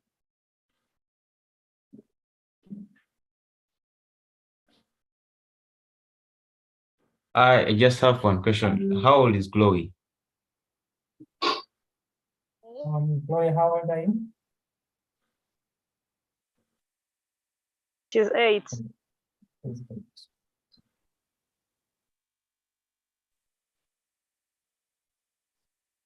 Great. So it's a great project. Wow, that's very impressive work for her age. And I also like the way she presents her work. The PowerPoint presentation. She has researched it and she knows every bit of the code and the project as well. So yeah, I am very impressed with her work. Thank you so much, Mr. Joel. Okay, we shall use that chat for. Well, I wanted comments to now. comment on Chloe. Oh, yes, Beautiful, Mommy Israel. beautiful, beautiful Chloe. I mean, at 8 years old, if you can pull off a game like that, you are my superhero, girl. Congratulations. That's very, very impressive. Just keep going. You are so good. Okay. Congratulations. Thank you. Okay, thank you so much, Mommy Israel. Dear students, we have Erina. Erina, are you ready?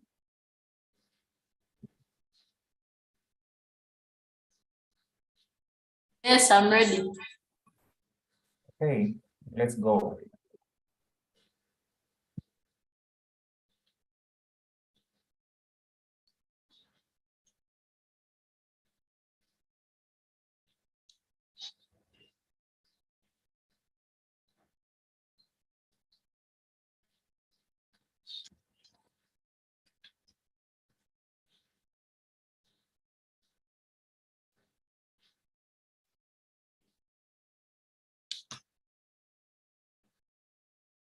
Okay, Erina, please share your screen and start presenting.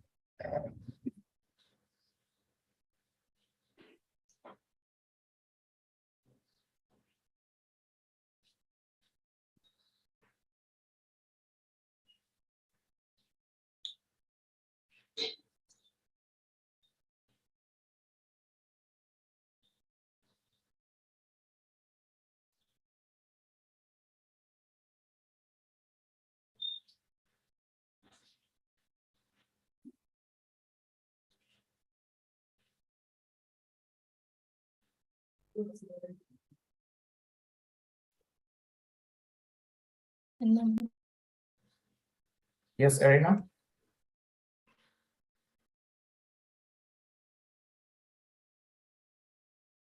Okay, besides Erina, is there any other student that is supposed to present today and they have not presented?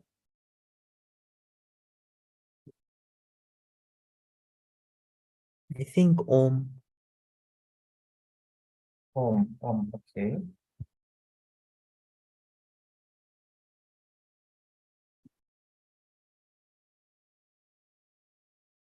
Okay, let me have present for now as Erina prepares.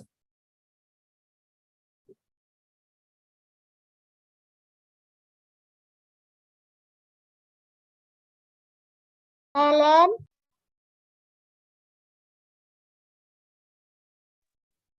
Thank you. So am I the one presenting? Yes, you can go ahead. Okay. Just hold on a second. Let me set these things up. Okay. Yeah. Can you guys see my screen? Yes, we can see it. Yeah, so my project from the advanced Python module was a pet app.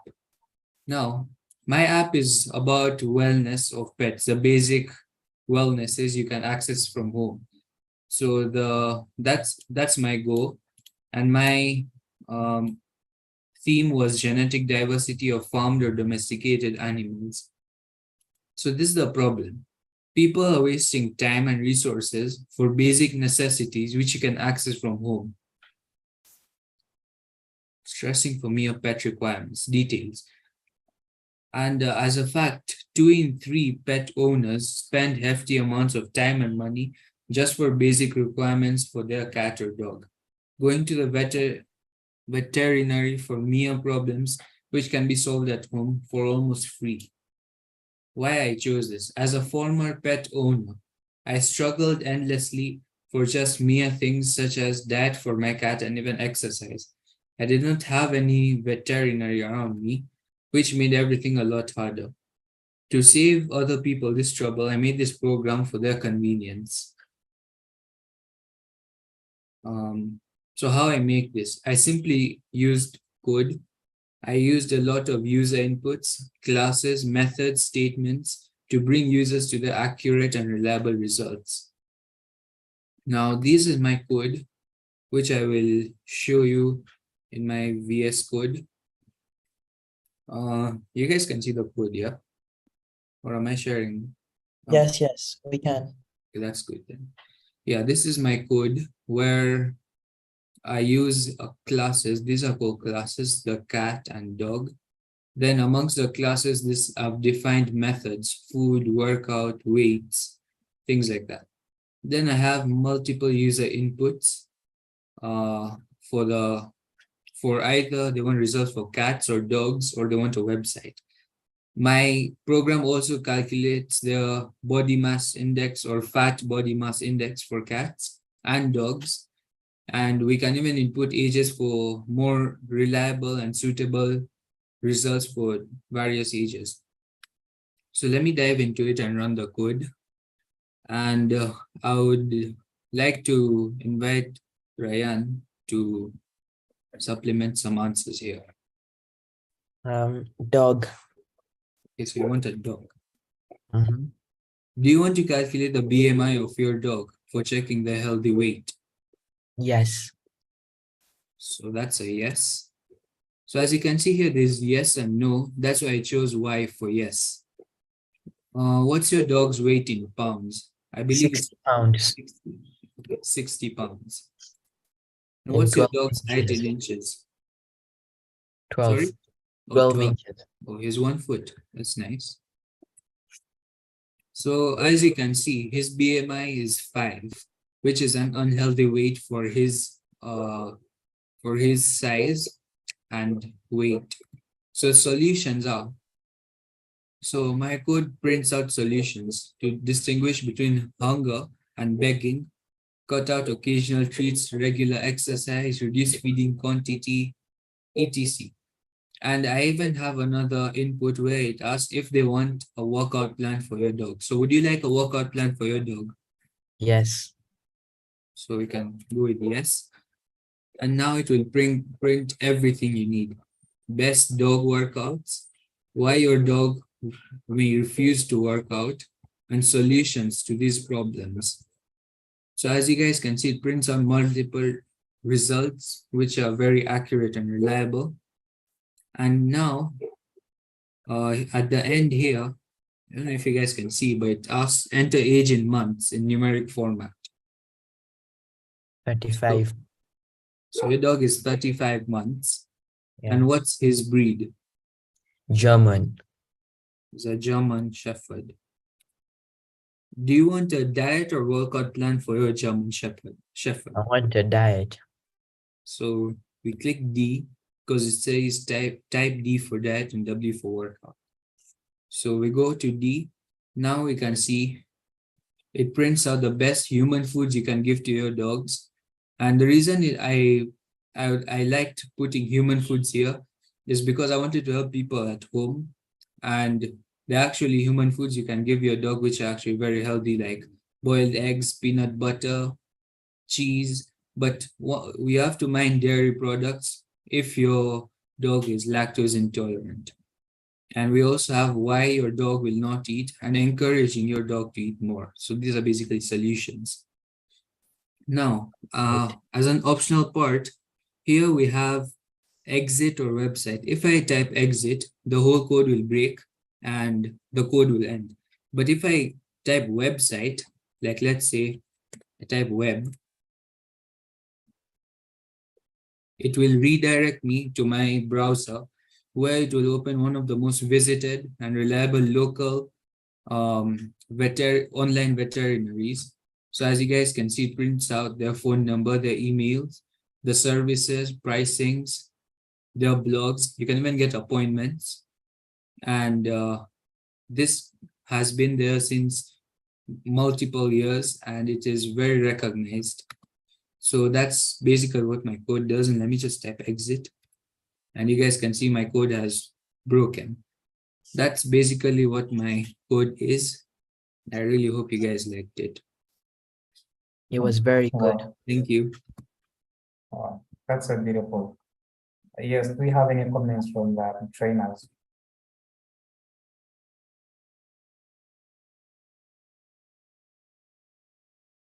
Okay, Ryan, you're raising your hand. Yeah, so for example, if someone actually has a pet and we don't have the time to go all the way to a vet, we can actually use his code and it will be pretty insanely helpful. It's very nice. Yeah. Any other comments, recommendations, questions?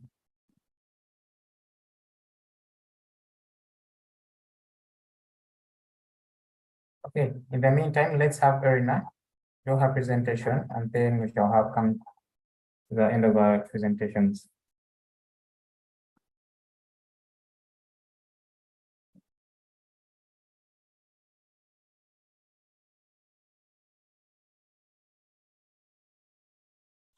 I see my screen? Yes, we can see your screen. So the SDG I chose was quality education. Okay. My goal was better education for children in rural areas.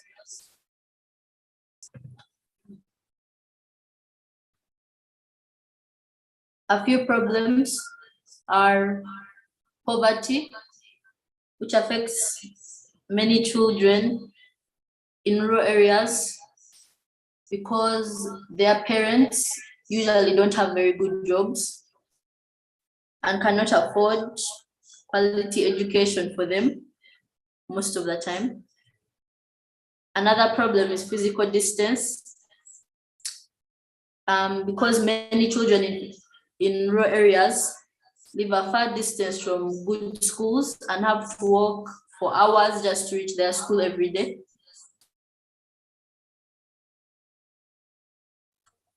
Another problem is early pregnancy and HIV. And this happens a lot to young girls in Uganda, because in Uganda, men are usually seen as more important than women and are expected to submit to men. And often, after they get a girl pregnant or give them HIV or something like that, they'll abandon the girl. And a lot of the time, the girl will be seen as like a curse to the village or her family and will be abandoned.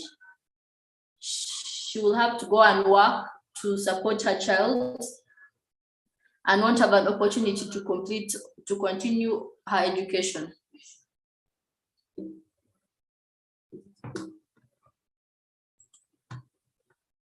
A solution to this problem is building boarding schools, because if a girl does not have to walk from home to school every day, she has there's a less chance of her to become pregnant or catch HIV.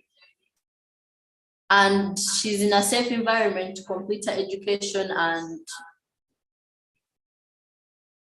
focus on her future, where she could possibly get a better job and support her children.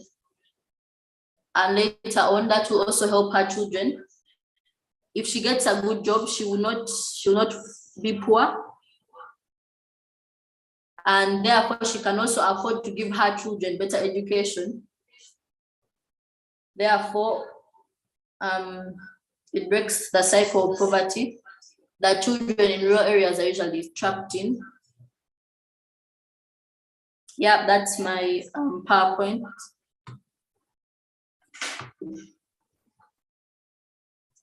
Let me bring up my Scratch presentation.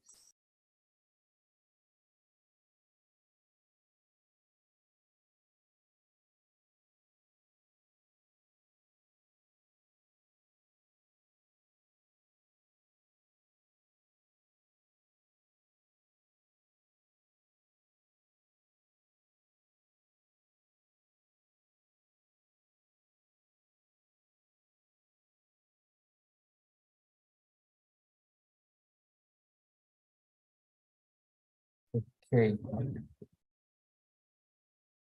There seems Irina has some issues with the network.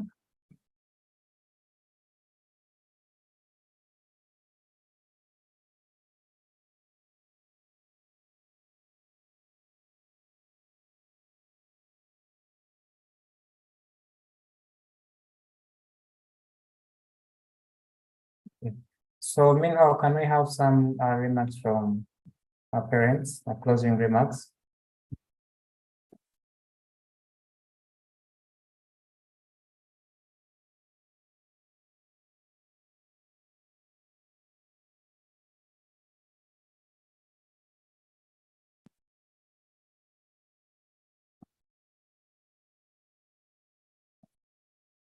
Mami Israel?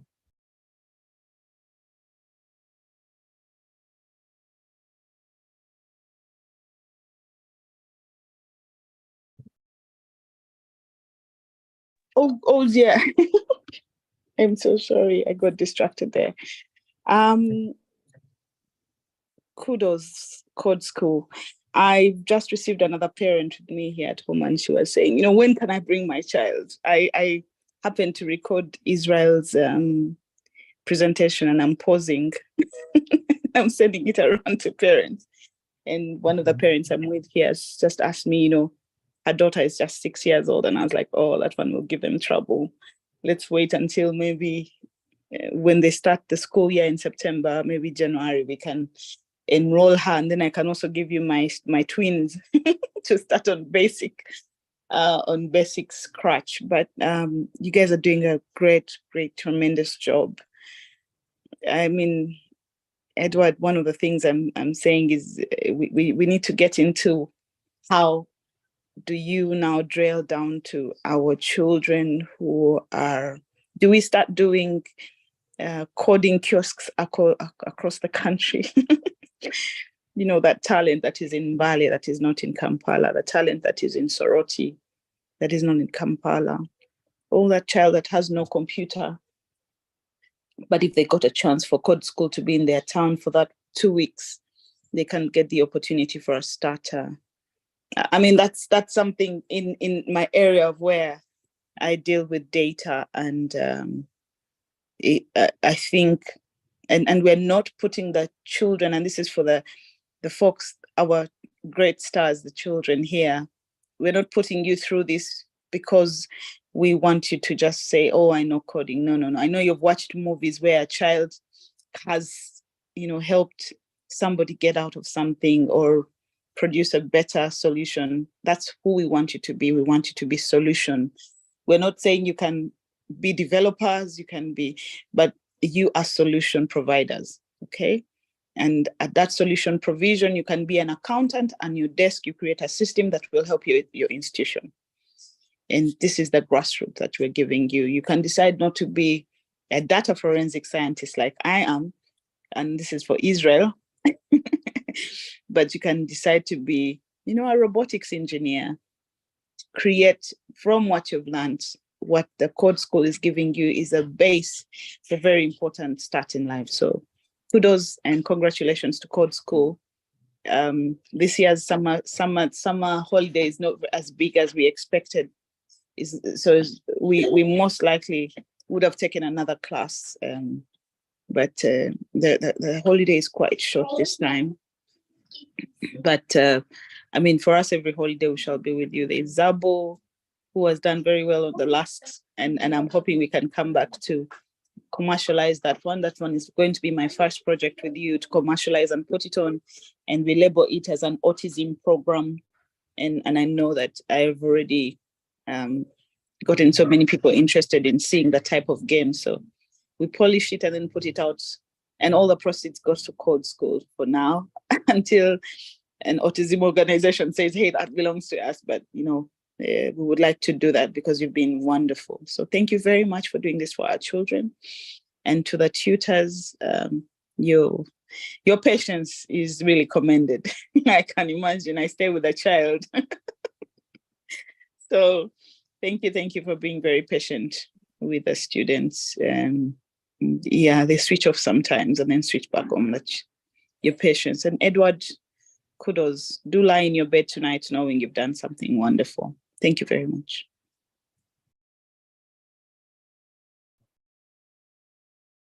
Oh, thank you so much, Mami Isabel. Very good comments. So since time is not on our side, let me first hear from, let's get closing remarks from Mr. Edward, and then we shall have a vote of thanks from the students. Wow, amazing. Thank you so much. Wow, thank you so much, Mami Zabu.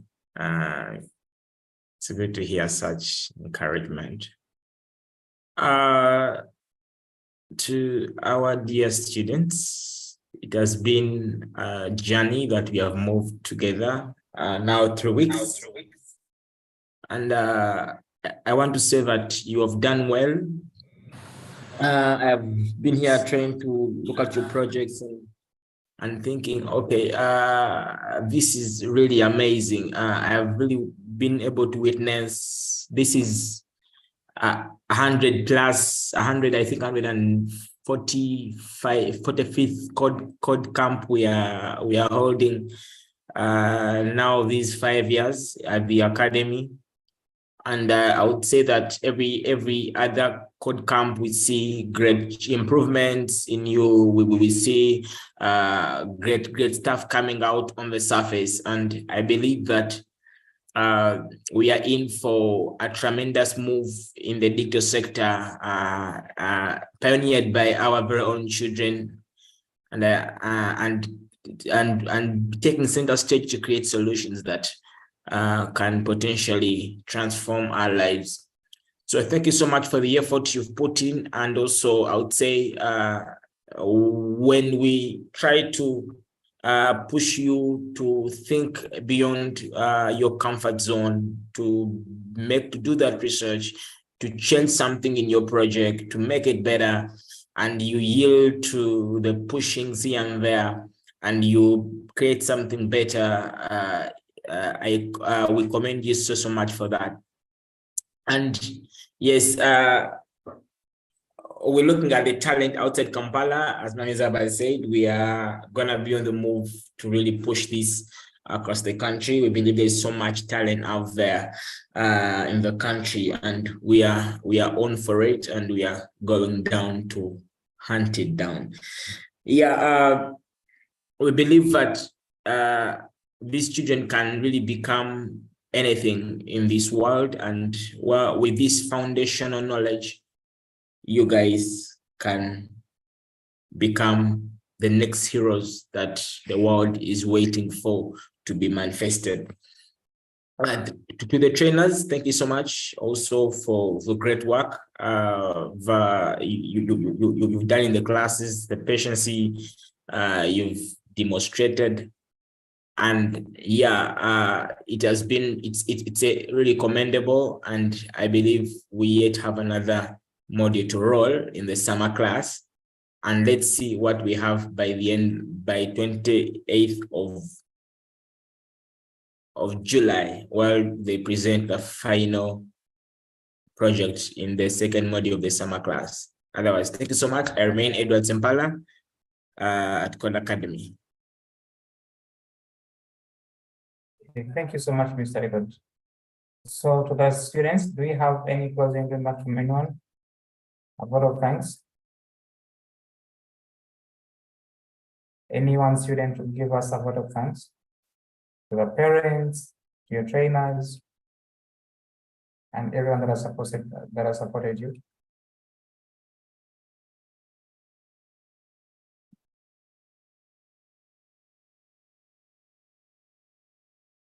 Okay, are we still here? Students, I don't see your cameras on.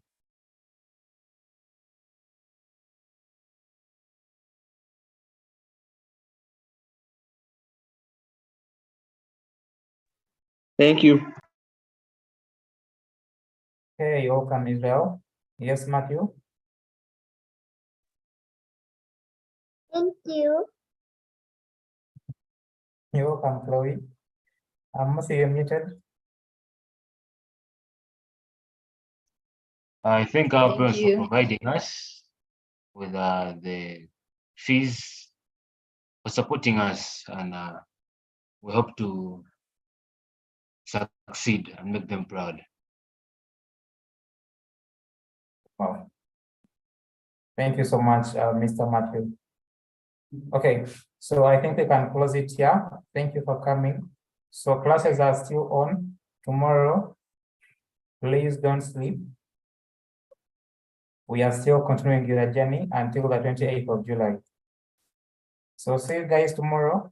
Thank you so much for coming around. Thank you so much for sparing your time on me, Israel. And we look forward to see you in the next class. Thank you too. Otherwise, have a great day. Thank you, sir.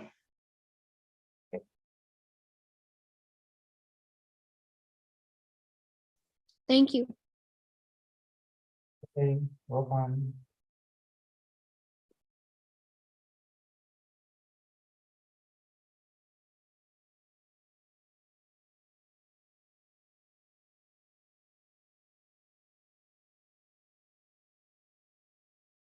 Okay, Chloe.